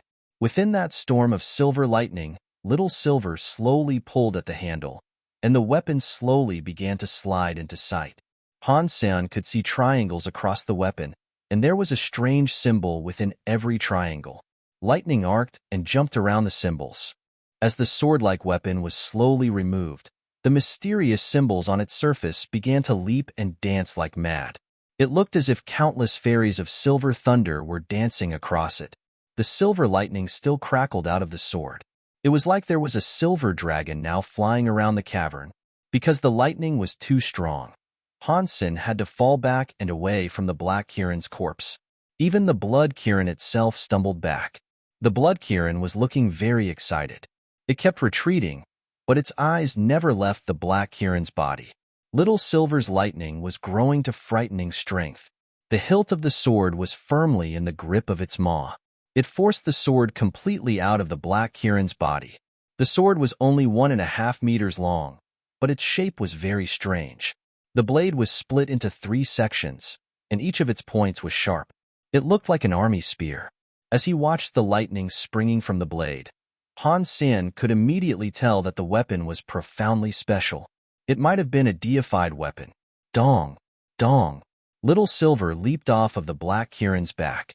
It loosened its grip on the handle and let the silver sword clatter to the ground. Then Little Silver let its powerful lightning fox form dissipate. Although Little Silver didn't seem to be injured, it did look exhausted. Han San quickly picked up Little Silver and offered him one of the blood pears. Little Silver shook his head at the fruit and lay down on Han Sen's chest instead. It closed its eyes, looking very, very tired. Upon seeing the silver sword come free of the dead creature, the Blood Kirin leaped towards the Black Kirin's corpse with exuberant joy. What a sweet creature! All it wanted was for its mother to rest in peace. It's rare that I get to see something this touching. Han Sen sighed. The next second, Han Sen's eyes opened wide. The Blood Kirin ran over to the Black Kirin's body and used its teeth to rip off a chunk. The Blood Kirin tore into the corpse, eating ravenously. The Blood Kirin used its claws to tear the body apart, and viscera and gore flew everywhere as it feasted. Han Sen froze for a while, his face growing a little pale. His initial assumption seemed to have been very wrong. He didn't know anymore if the Black Kirin was indeed the Blood Kirin's mother. If it was, the Blood Kirin really was a monster. But that sort of made sense. The Blood Kirin was born from a dead body. It had spent its life consuming the White Bone Hell's blood-bone air. Its very existence had come from death and cruelty. Eating the corpse of its own mother to gain strength wasn't out of the realm of possibility. It was still an incredibly heartless act, though. Han Sen was planning to put Bauer and Little Silver back inside Destiny's Tower. If the Blood Kirin went mad after consuming the Black Kirin, they would have to run. Before he could grab her, Bauer ran over to the silver sword. She reached her hand out to grab it before Han San could shout a warning. When Bowers came down upon it, the blade no longer released that silver lightning. Bauer dragged the sword back over to Han San. "Dad, this sword is awesome. We should take it with us." Bauer held the sword out to Han Sen as she spoke. Han Sen didn't dare take the sword, though. Just because Bauer hadn't been electrified, that didn't guarantee that Han Sen wouldn't get shocked. Don't be afraid, Dad. It is fine now. The blade isn't dangerous anymore. Bauer winked. Why would Dad be afraid? I'm not scared. I'm just cautious. This is the behavior of a mature man. Han Sen blushed. He reached out to take the silver sword. Just as Bauer had told him, the sword didn't crackle with lightning when he touched it. It really did behave like an ordinary weapon now. Weird. Why has the sword become normal after leaving the Black Kirin's body? Han Sen looked at the Blood Kirin still gorging on the Black Kirin. He then thought of something. Maybe the Black Kirin's body triggered the power of the sword? Maybe that is why it remained active. The electricity kept the Blood Kirin from eating the Black Kirin. It had to have the sword removed first. Han Sen didn't know if his guesses were correct, but it didn't matter anymore. Han Sen went to check out the sword. The symbols of thunder across it were delightful to see. They made the sword look absolutely beautiful. It didn't even look like a weapon. It looked like an art piece wrought in silver.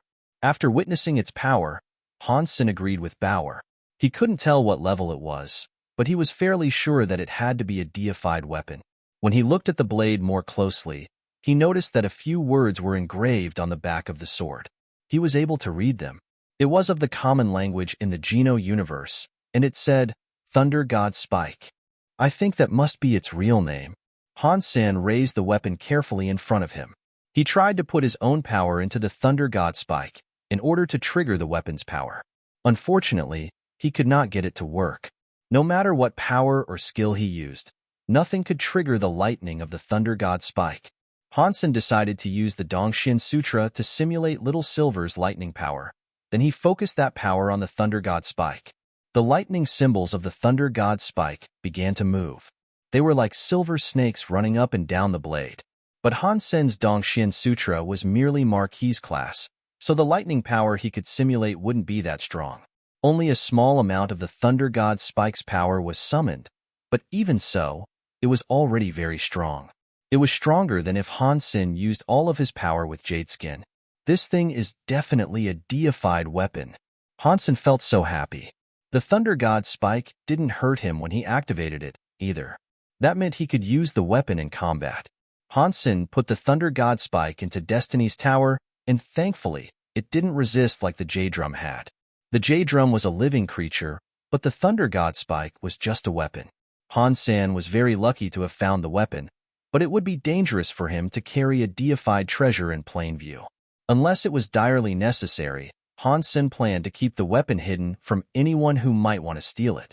Han Sen put Bauer and Little Silver back into Destiny's Tower. The Blood Kirin was still eating the Black Kirin's body. It was a small creature, but its stomach was large. The Black Kirin's body was like a mountain, but a big chunk of it had already disappeared. The Blood Kirin ate its fill and grunted in satisfaction. Then it moved back and made a rumbling noise to get Han Sen's attention. It tossed its head at the Black Kirin's body, as if it was inviting Han Sen to eat. It's fine. You can eat it. Han Sen shook his head. His body was already filled with unprocessed ghost bone power, so it didn't matter what he ate right now. But the Blood Kirin's invitation was still reassuring. The beast didn't seem like it was ever going to be hostile to him.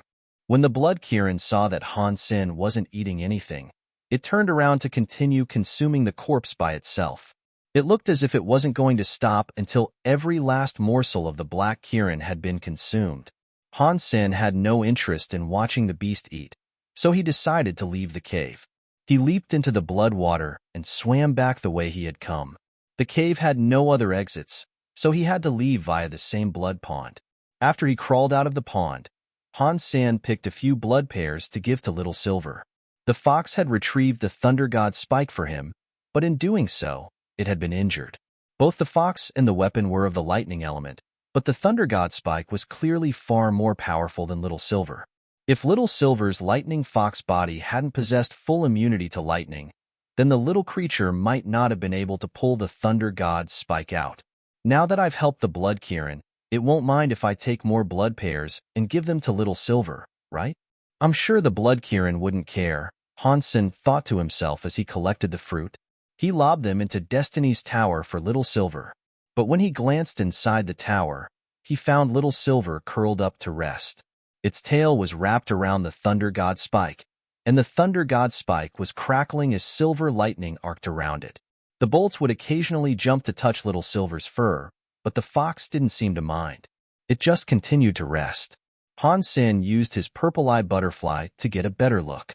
When the Thunder God Spike's lightning landed on Little Silver, the small fox was absorbing its power. The lightning blended into Little Silver's powers, slowly changing them as the fox rested. Han Sen walked over and gently set one of the blood pears beside Little Silver.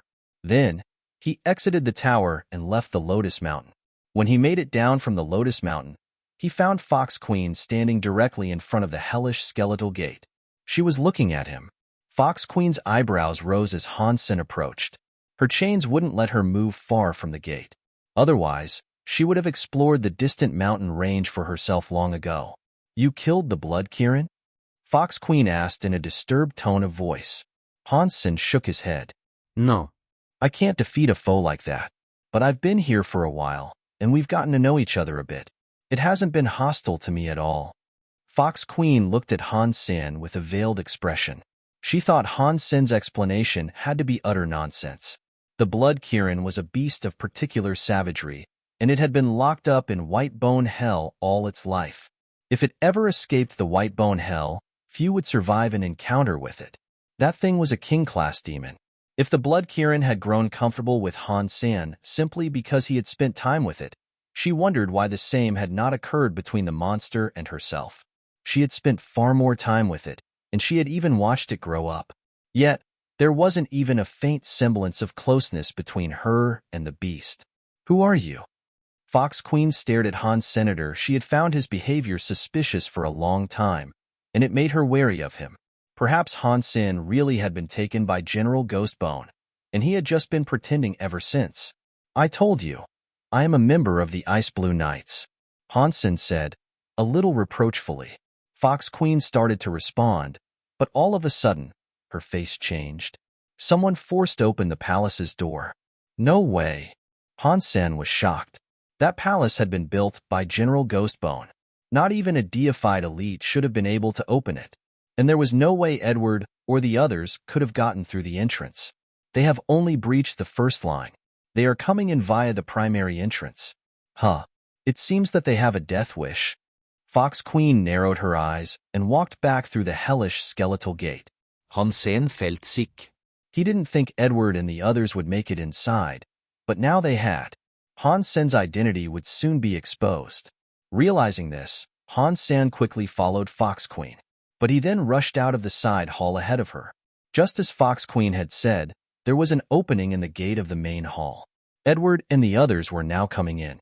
"Han Sen, where are you going to run this time?" shouted a king-class Ice Blue Knight. Then, he ran at Han Sen. "Shut up. This isn't a place that you can just smash your way into," Han Sen shouted as he quickly retreated. He fell back to Fox Queen, who had just appeared. Ice Blue Knight King's power was headed for Fox Queen. Fox Queen's face drew into a smile, but her eyes glimmered with the fire of murder. She didn't even have to move her hand as a cord of power shot out of her and wrapped around the Ice Blue Knight. "Careful!" Ice Blue Knight King shouted. He moved to help the king-class Ice Blue Knight, but it was too late. The cord of power tightened, and the Ice Blue Knight's body was torn apart. It was horrifying to watch. The warrior was murdered before he even had a chance to defend himself. Han Sen's scalp felt numb. A king-class elite had been oh so easily killed. The demonstration of Fox Queen's power confirmed Han Sen's belief that she was deified. It was fortunate she had wanted to keep Han Sen with her instead of killing him. Han Sen would have been very dead if things had turned out differently. The faces of the other intruders turned white. They turned to leave the palace, but the opening they created to enter had already disappeared. And that was because of Fox Queen. Edward and the others attacked the palace's gate, but their efforts were futile. Didn't you know? You can't just come and go from this palace as you please. Fox Queen's cords of power began to move again, heading for Edward and all the others. Edward, Ice Blue Knight King, and Crime managed to block the attacks, but the other king-class elites were all captured. Deified powers are scary. Hansen's scalp felt numb. It seemed like Fox Queen was no longer being hampered by the palace. She was able to use her full deified powers without limit or restriction. Hansen looked closer and realized what was going on. Edward and the others had managed to break the restrictions of the palace. Their actions had triggered the prison's defense systems, allowing Fox Queen to use her full powers to annihilate the invaders. Now that Fox Queen had all her deified power back, she was a totally different being than she had been when Hansen met her. "I'm so sorry. We accidentally wandered into this place. We meant you no harm. Please forgive us." Before Edward could finish his apology, a cord of power wrapped around him. Not long after, the last of the intruders were bound by Fox Queen's cords. None of them could fight back. When Fox Queen turned back to Hansen, he quickly said, "Big sis, you are so good. You are so intelligent, beautiful, and powerful. I think I heard them refer to you by the name of Hans Sr." Fox Queen stared at Hansen and gave him a predatory smile. "Please don't tell me Hansen is your fake name," Fox Queen said, smiling at Hansen. "My name is Hans Senator Sanmu is just a nickname. Only close family and my bestest friends call me by that name," Hansen said shyly. Fox Queen rolled her eyes, but she wasn't going to push the subject any further. She looked back at Edward and the others and asked, "And who are you people, exactly?" Ice Blue Night King told her, "We are Ice Blue Knights of the Extreme King.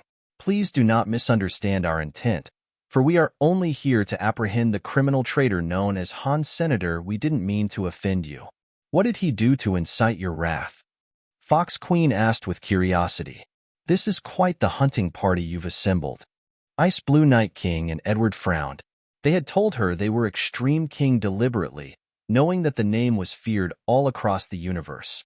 But when they looked at Fox Queen's face, they saw no hint of fear or trepidation. Their attempted name drop had failed quite spectacularly. The shape-shifting foxes weren't one of the top races, and even a deified fox should have been afraid of the Extreme King. However, Fox Queen seemed entirely unperturbed. What they didn't know was that the Extreme King only rose to prominence after Fox Queen had been incarcerated in the palace.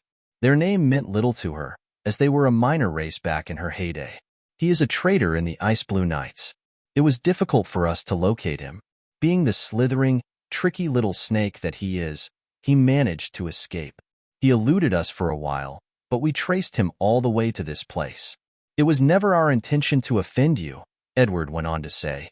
His face was straining under the weight of his forced sincerity. Hansen and Fox Queen had only exchanged a few words in front of Edward, but he could tell that the relationship between them wasn't very warm. So, he didn't mention the relic he sought. Hansen had to be keeping the relic somewhere on his person. That meant they had a chance. If Edward mentioned the relic, and it was claimed by a deified being, they stood no chance of reclaiming it. Fox Queen's face looked like stone. She held a cord of power and used it like a whip to lash Edward, who was still hanging in the air upside down. His face was gashed as the whip tore so deeply into his flesh that it exposed the bone of his skull. Blood began to dribble through his hair. Everyone was shocked. Fox Queen did not say a word as she continued the whipping. A short time later, Edward was covered in open wounds and dripping blood. "I was lying to people before your great-grandmother was even born. And you think you can deceive me? Do you want to die?" Fox Queen's gaze was hard as she looked at the blood-soaked Edward. "Let me ask you again. Why are you chasing him? He stole something very important from us. That is why we have been chasing him," Edward said. "And what is this thing?" Fox Queen frowned, but she stopped hitting Edward. "We don't know what it is." As Fox Queen started to move her hand, he immediately said, "We discovered an ancient city in the desert. Hansen snuck in and stole an item from that city, although we're not sure what it was. If you would like to know what he stole, then you will have to ask him." Fox Queen looked carefully at Edward and the others, then she turned to Hans Senator with a smile. She said, "My good brother Sanmu, it looks like you've already retrieved the item from that city you mentioned." "Very good. I did take something from that old city." Hansen nodded. "Where is it?" Fox Queen's eyes looked sharp. Even to her, any item that had belonged to the sacred leader would be quite tempting. Hansen smiled. He had no intention of revealing the stone plate to anyone. He merely said, "Sister, which you would prefer, this item or your freedom? I am very greedy. I want freedom in the item." Fox Queen's cord of power suddenly moved. It was headed for Han Sen. Han Sen shot off to the side hall, wanting to race right into the hellish skeletal gate. As soon as Han Sen appeared in the side hall, Fox Queen's cord of power was already on him. But suddenly, a bird's nest appeared in Han Sen's hand. Inside it, there was a red egg. The cord of power could bind a half-deified elite easily, but when it touched the bird's nest, it snapped like dry twine. As the attack dissipated, Han Sen flapped his wings and escaped through a slither of a gap between the substance chains coming for him. Then he leaped straight through the hellish skeletal gate. Fox Queen was shocked. When she entered the white bone hell after him, Han Sen was already gone. She had limited power and mobility in that place, so she could only stand atop the skeleton mountain and glower after Han Senator. She couldn't chase him any further. Han Sen, do you want to grow old and die inside the white bone hell? Fox Queen squinted as she looked around. There are worse ways to die than in the company of a pretty lady like you. Han Sen stood far away atop a distant peak and smiled at Fox Queen. Fox Queen didn't say another word. She returned to the palace. Back inside the palace, Fox Queen looked at Edward and the others. She waved her hand, tossing everyone other than Mr. White through the hellish skeletal gate. "Bring Han Sen and the item back to me, or die here," Fox Queen commanded. Edward and the others were then tossed into the hellish skeletal gate. As the others shakily stood up and began moving off into the white bone hell, Fox Queen turned back to Mr. White. "You know how to break the restrictions of this place?" "I know a little." Mr. White nodded. "Breaking the front gate, that was no easy task." Fox Queen raised her lips in a slight smile. When Han Sen saw Edward and the others fly into the white bone hell face first, he knew exactly what was going on. He immediately retreated to the Blood Kirin's Lotus Mountain. Edward and the others stared mutely at the white bone world around them. They were just as stunned as Han Sen had been when he first entered that place. Crime concentrated as he activated a special power. In a few seconds, he detected Han Sen sneaking his way over to the Lotus Mountains. "He's over there. Let's go." Ice Blue Night King barked the command, and they all took off in pursuit of Han Sen. The white bone hell was so large that it would be difficult to find Han Sen again if he got too far away from them. And because of Fox Queen's implied threat, they now had even more motivation for retrieving that relic. Ice Blue Night King was the fastest of the bunch, so he arrived at the Lotus Mountain first. Just as he was about to enter, however, he suddenly felt a blood air rise from the Lotus Mountain top. He had been sprinting forward at full speed, and his momentum kept him from changing direction quickly. He gathered up his strength and sent a wave of deep blue power against the tide of red. Boom! The blood air ripped straight through Ice Blue Night King's deep blue power. The attack tore through the armor on his chest without even slowing down, and blood began to spurt from his chest with unnatural speed. It was as if some power was sucking the blood out of him. Han Sen stood on the Lotus Mountain, watching with great delight as the Blood Kirin entered the fray. Han Sen guessed that the creature had finished consuming the Black Kirin because it was now half-deified. On top of that, it was still inside the White Bone Hell. The ferocity of its attack sent Edward and Ice Blue Night King reeling back. After mere seconds had passed, the Blood Kirin had already torn 2 King-class Ice Blue Knights to shreds. Joy sparked in Han Sen's chest as he saw the wretchedly wild face of the creature. "You guys hold off this beast. I will go after Han Sen," Edward shouted. He rushed across the battlefield, headed for the Lotus Mountain with the intent of catching Han Sen once and for all. The Blood Kirin was in a killing frenzy, and it paid no attention to guarding its flanks. It pressed the attack against Ice Blue Night King without sparing a glance at Edward. Han Sen felt depressed. This thing's intelligence needs to be increased. Although Fox Queen had whipped Edward and injured him badly in the process, his half-deified body wasn't to be underestimated. He circled the battle and arrived in front of Han Sen in moments. Han Sen knew that trying to outrun the man with simple speed would be impossible.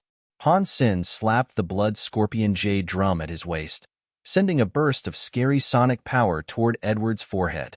The power flew out like a barrage of toxic needles. Edward grunted dismissively, and his whole body turned to a golden color. The blood scorpion's toxic needles struck the gold body and failed to puncture it.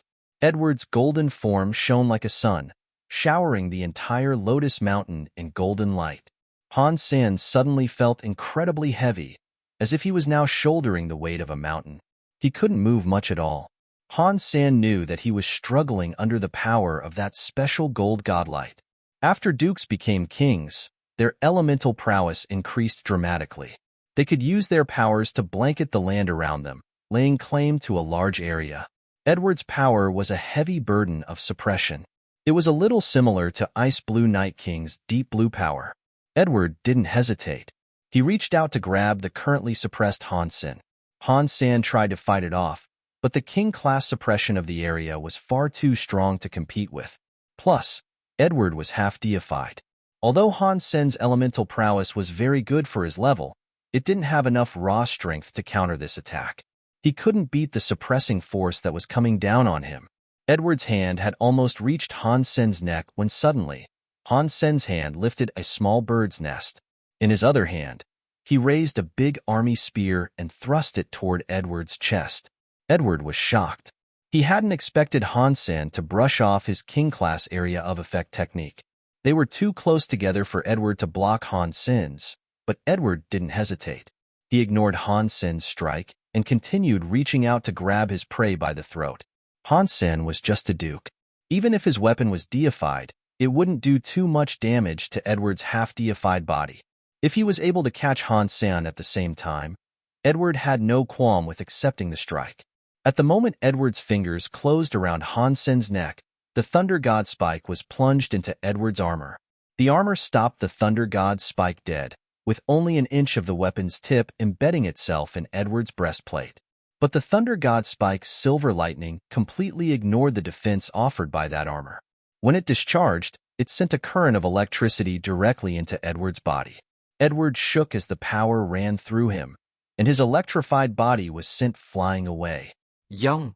Han Sen struck the blood scorpion jade drum again. Edward was still being ravaged by the silver lightning, and he couldn't gather his wits fast enough to summon power and repel the sonic attack. That sonic force was driven right into his forehead. Arg! Even for a half-deified elite, hearing the blood scorpion jade drum felt like being stabbed in the head. Edward couldn't help but let out a shrill cry. Han Sen put the bird's nest on his head as he continued to pound the drum. He had no intention of remaining idle, though. He teleported directly in front of Edward and used his Thunder God Spike to strike at Edward once more. Half-deified warriors deserve their reputation, and despite the dizziness and fierce pain, Edward tried to gather up power to block Han Sen's next attack. The Thunder God Spike's power wasn't very destructive, but the lightning energy it released could bypass any form of defense. The lightning surged into every single cell of Edward's body. Edward shook under the force. But Han Sen didn't have enough strength to use more than a tiny fraction of the Thunder God Spike's true power. Edward had only been numbed a little. If the Thunder God Spike was used by someone half-deified, a single hit would have left Edward shaking nonstop for an entire day. The blood scorpion jade drum's sonic power swept into Edward in a continuous stream, but Edward was holding strong against the numbness induced by the lightning. He raised his shield again, and the sonic attacks began bouncing off of him. I'm too weak. If I was stronger, the silver lightning would have kept Edward from gathering enough power to resist. Han Sen thought to himself. He kept moving, though. Instead of thrusting with his Thunder God Spike, he resorted to beating Edward with it like some rod. All that electricity had Edward shaking on the ground like he was experiencing a seizure. He was like a normal person being struck by a stun rod. Ice Blue Night King and the others, who were still in the midst of combat with the Blood Kirin, were frozen. The half-deified Edward was curled on the ground as Han Sen beat the pulp out of him. It was difficult to imagine. They knew the extent of Edward's strength, and a duke should have had no hope of repelling the golden godlight. Han Sen didn't seem hindered at all as he pounded Edward. Edward's defenses couldn't withstand the lightning power emitted by the rod, and the man screamed continually and frothed at the mouth. It was too frightening to watch. What? You won't treat me with respect unless I unleash my power? Han Sen kept hitting Edward, wondering how he might kill the man. The lightning could bypass an opponent's defenses, but it couldn't actually kill anyone. And Han Sen couldn't do the job himself. He was too weak to break the man's armor, so he couldn't kill Edward with his strength alone. The Blood Kirin, Han Sen thought. Then, he beckoned for the monster. The Blood Kirin was still chasing the others, but Ice Blue Night King and his group didn't dare to engage the beast. They were keeping it busy by baiting it back and forth. The Blood Kirin's intelligence was low. They lured it left and right, to and fro, and it hadn't managed to kill any of them. At the sound of Han Sen's voice, though, the beast turned to look at him. When it saw Han Sen slamming his fists into Edward, a light came into its eyes. It ran over, chomped down on Edward's head, and catcha! The armor was destroyed. Edward's head was bitten off. Severed arteries in the man's neck sprayed blood all over the Blood Kirin. It swallowed the head in a single gulp. The sight made Ice Blue Night King and the others shiver in fear and anger. Han Sen jumped onto the Blood Kirin's back. Then, the Blood Kirin roared and flew towards Ice Blue Night King and the others. Ignore those other guys and kill him first, Han Sen instructed, thrusting his Thunder God spike toward Ice Blue Night King. Instead of answering, the Blood Kirin simply kept roaring as it headed for Han Sen's target. Charge! Ice Blue Night King called to the Ice Blue Knights as he swept his greatsword at the Blood Kirin. The Blood Kirin paid no mind to the other knights, though. The knights had previously exploited the Blood Kirin's stupidity to land a few blows, but now that the creature was following Han Sen's commands, they found themselves having to give the creature an even wider berth. Han Sen, if you keep this up, you will never be allowed back into the Ice Blue Knights. Ice Blue Night King shouted, watching an Ice Blue Knight get torn to shreds by the Blood Kirin. I've already quit the Ice Blue Knights. Do you really think I plan to return after all this? When you guys decided to fight with me, you should have said your prayers and readied yourselves for death. Han Sen shot back. Ice Blue Night King did not speak again. He had treated Han Sen as Isha's student. He thought of Han Sen as a junior, and he had never thought he would have to take the young man as an enemy. Even though Han Sen had betrayed the knights, Ice Blue Night King only wanted to teach him a lesson as a senior knight. He wanted to grab Han Sen, take the slate, then haul Han Sen back to his rightful place in the knights. It was only now that Ice Blue Night King realized he had been wrong about Han Sen since the beginning. He never considered Han Sen as an equal, and it never crossed his mind that Han Sen would see him as an opponent or a competitor. Han Sen wasn't a junior who required protection or could be ordered around. Han Sen was a mighty elite who had exactly what it took to survive and thrive in that cruel world. He was holding his own despite the many powerful enemies that wanted him dead. Ice Blue Night King's realization might have come too late. If he had considered Han Sen as a real threat in the beginning, he wouldn't have given Han Sen any chance to escape the base. He would have taken Han Sen down as soon as possible, and he wouldn't have chased after Han Sen alone when he first made his escape.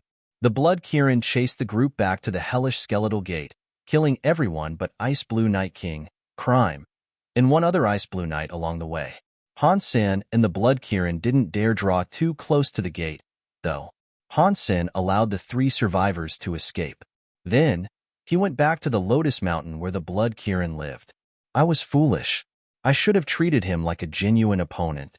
Ice Blue Night King stared at Han Sen, who was riding away atop the Blood Kirin. His face was expressionless, showing no hint of anger or sadness. From that moment on, Ice Blue Night King was going to treat Han Sen like a genuine opponent. To go against a strong opponent, though, he'd need more than the few students he had. Crime looked grim. Is that guy really Isha's student? He seems scarier than Isha. I fear we may have underestimated him. You cannot blame us for that. Who would have assumed that a Marquise could pose such a threat? Asked the other Ice Blue Knight, whose name was Harder. Harder was feeling rather conflicted at that moment. He and Edward had been very close, so he knew just how terrifying the man had been. Although Edward was just a hybrid Extreme King and his attack power wasn't too strong when compared to the rest, his powers of observation and his movements were splendid. Harder again envisioned Edward lying helpless under Han Sen's attack, and the Ice Blue Knight struggled to find words to describe what that horrible sight had done to him. Although Han San was just a duke, no one dared treat him as a duke anymore. Fox Queen met Ice Blue Night King and the other two at the gate. She frowned and said, "Where are the others?" Ice Blue Night King told her what had happened. He spoke plainly and without exaggeration, describing Han Sen and the Blood Kirin's power. And he did not hide the fact that his group had well and truly failed. Interesting. Very interesting. The Blood Kirin became half-deified that quickly? And Han Sen was riding it in battle? Fox Queen squinted her eyes. She didn't blame Ice Blue Night King. After a moment, she said, "You guys can stay here to aid Mr. White in breaking the restrictions of this place. When I break the chains binding me here, I can go and take him down myself." Back in the Blood Kirin's valley, Han Sen allowed Bauer and the others to leave Destiny's Tower and relax for a bit. He also wanted to discuss their game plan for the coming conflict. Han Sen had used the Blood Kirin's power to defeat Ice Blue Night King and the others for the time being, but he didn't think they were safe yet, and that made him even more worried. Edward and the others had been able to find the palace and bend the restrictions to gain entry. That meant one of them understood the structure of the palace, at least to some degree.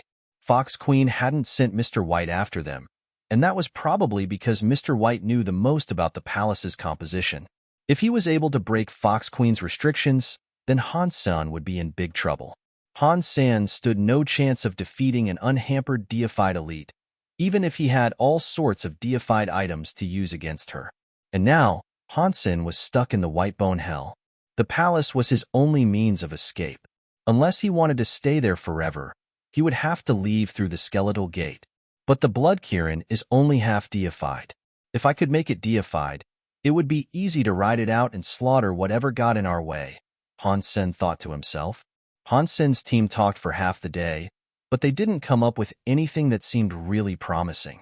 Han Sen decided to focus his efforts on absorbing all the ghost bone power he could.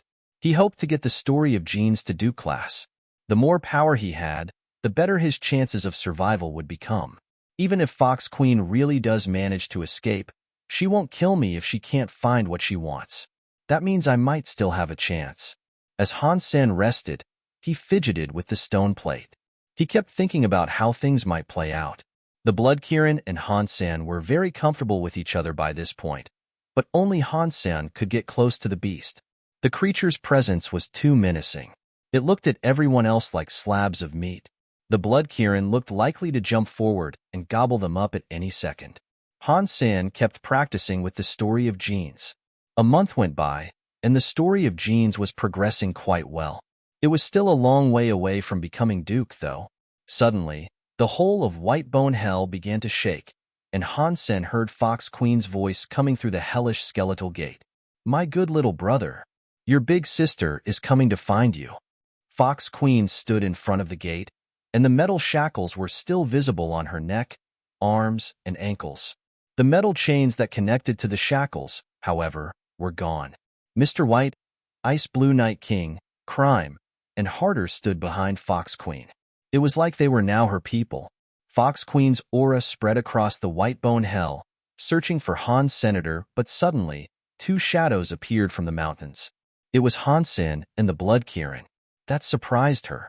She had expected Han Sen to try to escape, not come looking for her. "My good little brother, are you really that naive? Surely you don't think that the Blood Kirin's power is sufficient to challenge someone like me?" Fox Queen smiled at Han Sen and the Blood Kirin as she stood before the mountain. "Big sis, you're far too suspicious. Have you forgotten about the close bond between us? Why would I ever want to attack my big sister? When I realized that you'd been freed, I wanted to come and celebrate the occasion with you. I just thought I would bring along the Blood Kirin," Han Sen said. "If you've come here to celebrate with your big sister, you should have brought her a gift, isn't that correct? Otherwise, your big sister would be made rather angry," Fox Queen said, maintaining her smarmy smile. Han Sen knew what gift Fox Queen was referring to. He moved without hesitation, pulling out the item and holding it up. "Of course, this is your big day. As a little brother, I want to give you the best gift I can." Fox Queen looked at the item in Han Sen's hand, and then she looked at Mr. White and asked, "What do you guys think of the gift my little brother is offering?" "We have no idea.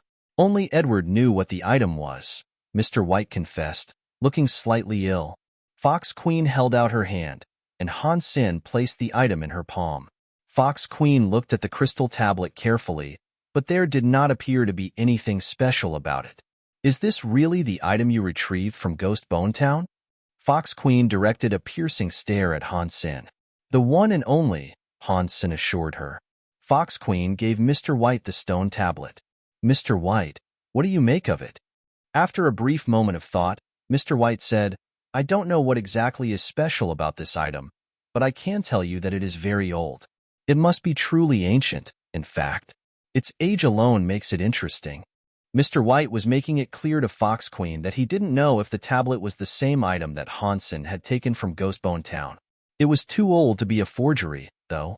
Han Sen thought to himself, of course it is old. I went back to the Alliance and took it from a crystallizer ruin. Fox Queen smiled and looked at Han Sr. Since you've been so nice to your big sister, come and walk alongside me. Of course, my big sister. Han Sen smiled. Fox Queen found it suspicious that Han Sen would give up his prize so easily, and she couldn't be certain if the tablet was genuine. She had to take Han Sen with her to the Holy Monument. Then, they could find out whether or not it was the real deal. Fox Queen cast a spell, and one of her cords of power tethered Han Sen and the blood Kirin to her. She smiled and said, Please don't blame me for this precaution. You have been misbehaving recently, my little brother, so I'm afraid I have no choice. Oh, I'm so sorry that I've made you worry, big sister. Han Sen smiled coldly. What was that bird's nest that I saw you use earlier? Fox Queen looked Han Sen over, but she saw no sign of the bird's nest. The item had melted her cord of power, which made quite an impression on her. I hid it someplace in the White Bone Hell. If you can find it, I can give it to you as a gift. Han Sen smiled. Fox Queen wasn't in the mood to look. She couldn't find the bird's nest when she searched Han Sen's body, but that was fine by her. Hiding the nest in the White Bone Hell was like lobbing it into her personal warehouse. She would have plenty of time to seek it out later. Fox Queen led Han Sen and the others out of the White Bone Hell and locked the hellish skeletal gate behind them. Then she ripped down the palace's gate, and the group left the palace. It has been so long since I've had the chance to breathe fresh air. Fox Queen stood under the sky, looking out at the stars as she spoke. Han Sen and Mr. White stood together, but they didn't speak. Mr. White and Ice Blue Night King weren't in any better of a situation than Han Sen. Fox Queen's temperament changed with the wind, and there was no telling who she might be ready to kill 1 hour from then. Let's go. We will head for the Holy Monument. Let's see what the sacred leader chose to leave behind, Fox Queen said, looking at Mr. White. Crime, you lead the way, Mr. White ordered. Sir, Crime said, his face pale. What are you thinking? Right now, surviving is our priority. Mr. White gave a wry smile. Mr. White, you are very smart. Don't worry, though. I do not like killing. Once I have collected the legacy items of the sacred leader, you will all be allowed to return home safe and sound. Fox Queen smiled. Ice Blue Night King and the others were too smart to believe Fox Queen's promise to them, but they were in no position to gainsay her decisions. They had to do as Fox Queen told them. Even if they didn't tell Fox Queen the monument's location, she would find it at some point anyway. Withholding the information would only delay the inevitable. Harder and Ice Blue Night King both looked at Mr. White. It had taken them a second to realize that Mr. White was the only one who knew where the monument was. Harder thought quickly as he walked. Amidst the people there, he was the only one who knew that Han Sen had stolen a stone tablet from Ghostbone Town.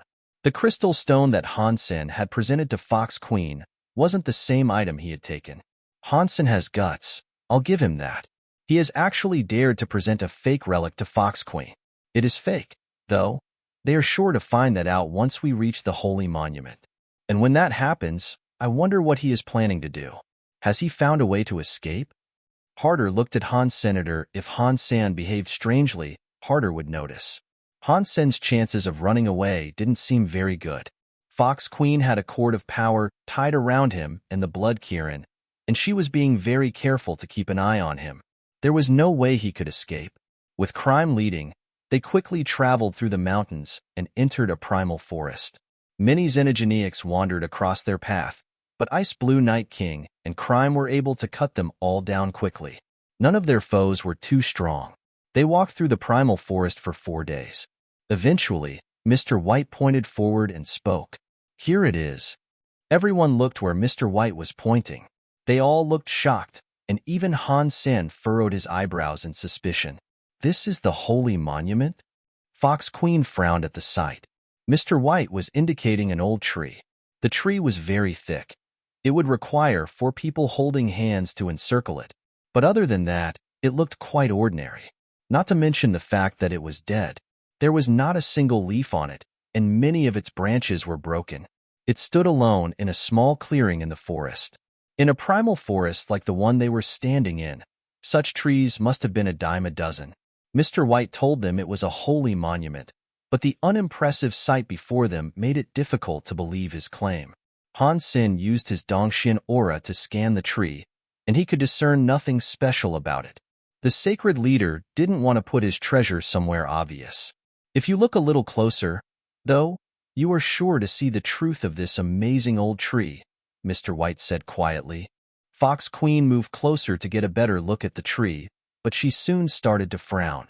Is there something inside the tree? Is the holy monument inside the tree? Mr. White stepped forward in alarm. "Please do not touch it." "Why?" Fox Queen and Han Sen both looked at Mr. White. Mr. White said, "This tree is very sturdy, and it has been infused with a special magnetic force that repels all xenogenics.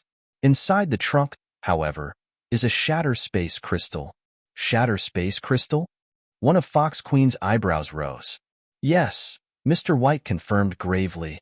Hansen asked, "What is a shatter space crystal?" "It is a material that is used to construct teleportation devices," Harder explained. "Using one of those crystals in a device will greatly extend the device's range. It is the best-known material to use when crafting teleportation devices." "That means there is a teleportation device inside that tree? We can use it to visit the holy monument?" Hansen asked, starting to catch on. "That's the theory," Mr. White nodded. "But you must open the tree to gain access to the teleporter that is located inside it.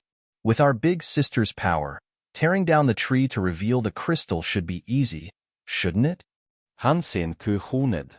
"It's not that simple," Fox Queen replied in a distracted tone. "Shatter space crystals are unparalleled in their use for teleportation technology, but they are also very fragile. And the tree and the shatter space crystal have been integrated very carefully. They are one with each other. If we use force to bring down the tree, the shatter space crystal on the inside will be broken. That would completely ruin the device on the inside. It's fortunate that you have the key, then.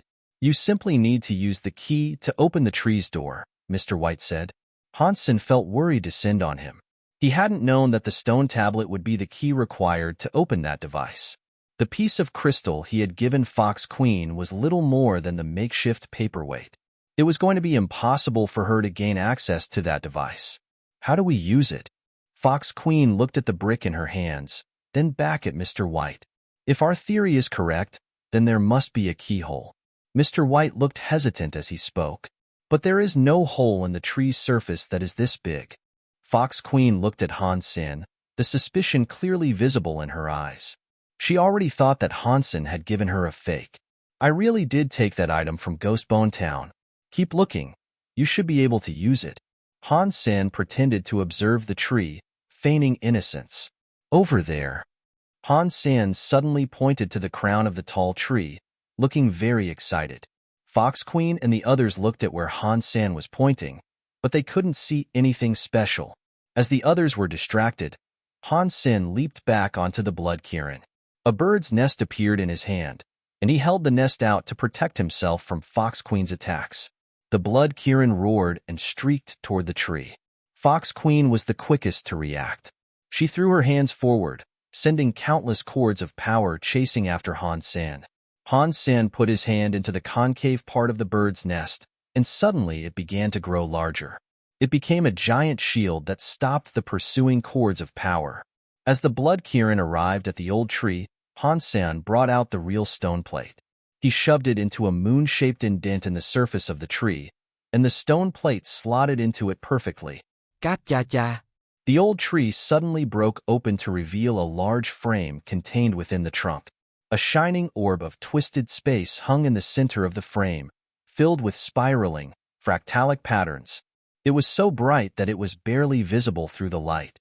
The Blood Kirin carried Hansen into the orb.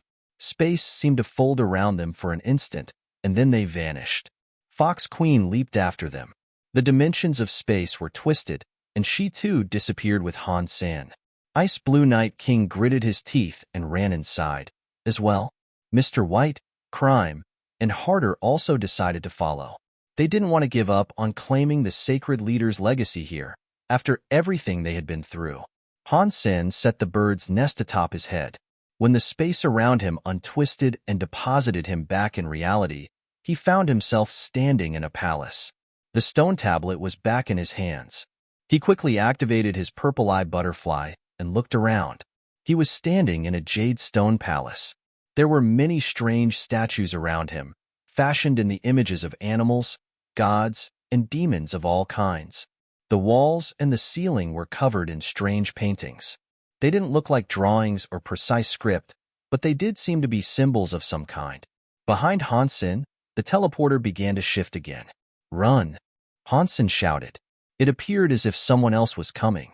He nudged the Blood Kirin, urging it to hurry toward the palace gate. The palace gate was open, and a white light was shining through it. It seemed like the light had been placed there intentionally to block any view of what lay beyond, and not even Hansen's purple-eyed butterfly could pierce that veil. Hansen was so desperate to get away from Fox Queen that he ignored the possibility of encountering traps. He and the Blood Kirin raced through the light. The Blood Kirin carried Hansen through the palace's front gate, and both of them felt space twisting in the same manner it had with the teleporter. When Hansen's vision returned, he found himself inside another palace. He was standing before its teleporter. It was different from the first palace, though. This palace didn't have half as many statues or paintings. In the middle of the palace, however, there was a fruit tree. The fruit tree only stood about 2 meters high. Its body was like a plum tree, but it was wrought of twisted black steel. The branches seemed crooked and crudely made. The leaves on the tree were silver, and the fruit hung like egg-sized silver slices. Hansen counted 8 silver slices on the tree. They were all of the same size, and they all looked silver-white. At the bottom of each slice was a unique pattern that appeared to have been branded into it. Silver treasures? Hansen had a closer look. Words were woven into the pattern. Is this tree man-made? Hansen looked at the teleporter behind him. The teleporter remained silent and inactive, which made Hansen feel uneasy. With Fox Queen's speed, she should have caught up with him by now. How was it possible that she was not there yet? When I traveled through the palace gate, did the light there send me someplace else? Hansen thought to himself. Aside from that, he couldn't think of another reason why Fox Queen wouldn't have caught up with him. He was happy about this turn of events regardless of the reason, though. Without her on his heels, he felt a lot safer. Hansen decided to look at the silver treasure again. He hesitated for a moment, then put on his galactic lobster armor. He walked directly to the tree and pulled out his knife to cut down one of the silver treasures. The ghost teeth knife shrieked across the steel surface of the tree. Instead of severing the twig, the knife had only left a light mark upon it. The mark did produce some blood-like sap, though. This tree is alive. Hansen looked rather surprised. The sap welled with energy. Hansen used his purple-eye butterfly to observe the silver treasure fruit tree. He quickly confirmed that it really was a living tree. It had been there for many years, growing from a small sapling to what it was now.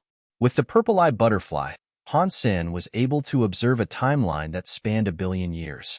The steel twig was unexpectedly tough. It took Hansen a long while to cut through it so he could claim the silver fruit for himself. When he finally sawed through the twig, the silver fruit dropped from the tree. Hansen reached out his hand to grab it, but the moment the silver slice touched his hand, Hansen's eyes widened. His face twisted, and his muscles trembled and shook. His blood surged through his veins like lightning, and his entire body turned to ice jade. He roared. He struggled to raise the hand that was holding the silver slice, his other hand clutching his waist as if he was about to have a hernia. Han Sen summoned all the power he could. His hair flew around like mad, and green veins bulged across his head. Padong! The silver Sai-Si continued to fall to the ground, taking Han Sen's hand with it. Han Sen had to half kneel on the ground. What kind of fruit is this? It is so heavy. If I swallowed this, it would tear straight through my stomach. Han Sen stared at the fruit in disbelief.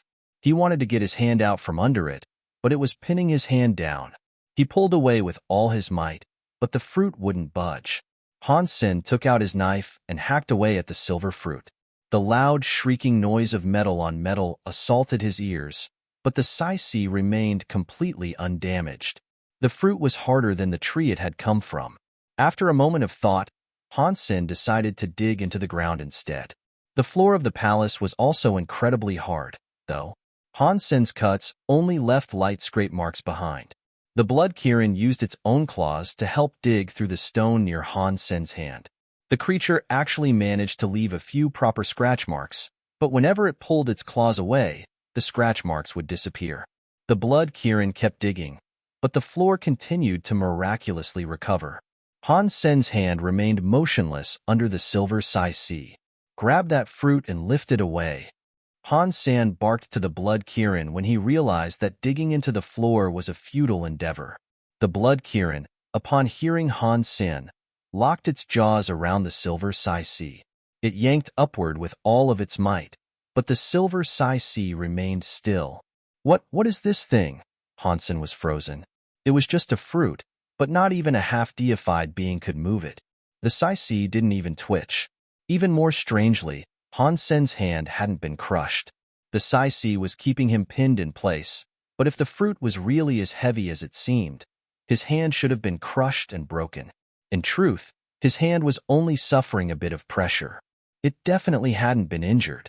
Just as Han Sen was about to use Purple Eye Butterfly to take a look at the fruit, the teleporter rippled with movement. Someone was coming. Han Sen looked over as Mr. White and Crime emerged. Their presence made him frown. Although Crime was king class instead of half-deified, Han Sen had witnessed his talents in battle. He was no worse than the half-deified Edward, by Han Sen's estimation. Han Sen, what are you doing? Mr. White looked at Han Sen with interest. The blood Kirin interrupted his question with a roar. Then, it leaped towards Mr. White and Crime. Its claws wielded a blood air as they slashed as Mr. White like blades. Mr. White stepped forward like he was teleporting. He appeared right beside the blood Kirin and pressed a hand against the creature's head. Mr. White's hand flashed with a strange symbol. That symbol sank into the scaled forehead of the blood Kirin like a brand. Boom! The blood Kirin's body suddenly became heavier, and the increased weight almost took the creature to its knees. The symbol glowed gently from the creature's forehead, and the blood Kirin seemed to struggle against the encumbrance. The blood Kirin roared and jumped towards Mr. White again, but this time, it was far slower. Mr. White moved with eerie grace, and every step looked like he was teleporting. His power was similar to Huang Fujing's. He was far stronger than her, of course. The blood Kirin continued to chase Mr. White, all the while roaring in rage. It was angry at being tricked, and even more furious that it was unable to bring harm to Mr. White. Mr. White had played it for a fool. The blood Kirin's intelligence really is quite low. Han Sen hid. The beast had plenty of brawn, but it was severely lacking in the brains department. Mr. White lured the blood Kirin to a side hall, and Han Sen could do nothing to stop him. Meanwhile, Crime headed for the pinned-down Han Senator. He looked at Han Sen and said, "We have no grudge with you. Give me the stone plate, and we will leave. We will pretend we did not see you. Come and get it if you have what it takes," Han Sen replied flatly. "You are strong, but regrettably, the fruit seems to be holding you in place quite easily. You can't escape as you are right now. How do you expect to fight me?" Crime drew his knife. They had paid the price of underestimating Han Sen before, but now, Crime considered him to be an equal opponent. Crime and Mr. White were not going to underestimate him anymore because he was a duke. Even though Han Sen's hand was held firmly in place, which left him unable to run, Crime was still going to use all his power when he attacked. Crime's knife was very creepy, although it was only 1 foot long. It was made of black metal, and the blade was shorter than the handle. It looked like the blade had been broken. A ring protruded from the base of the handle, and a chain was attached firmly to the ring. The other end of the chain connected to Crime's strong arm. As Crime slashed toward him, Hansen didn't speak. He simply tapped the bird's nest on his head, and it widened to shield Hansen's entire body. The bird's nest caught Crime's strike and reflected it in complete silence. No sound was heard, and the nest remained perfectly intact. Crime was surprised. He gathered up all his power and slashed a few more times. Nothing he tried seemed to work, though. Hansen wasn't worried that Crime would break the bird's nest. Even Fox Queen hadn't been able to damage that thing. There was no way Crime could do what she could not. It was a shame the bird's nest couldn't be used offensively. However, he was currently more frustrated by his inability to get the fruit off of his hand. Hansen tried a few different powers, but nothing seemed to work. Aside from using his super god spirit body, he didn't seem to have many options. Suddenly, Mr. White's voice came from the side hall. Hansen, if things continue like this, none of us will benefit. Why don't we try to cooperate? What do you suggest? Hansen asked after a moment. Make this blood Kirin stop, firstly. At least then we might be able to talk, Mr. White said. Okay. Hansen called the blood Kirin back to his side. Mr. White also removed the mark he had placed upon the creature's forehead. How about this? I'll help you escape, and in return, you'll give me the stone plate, Mr. White said while looking at Hansen.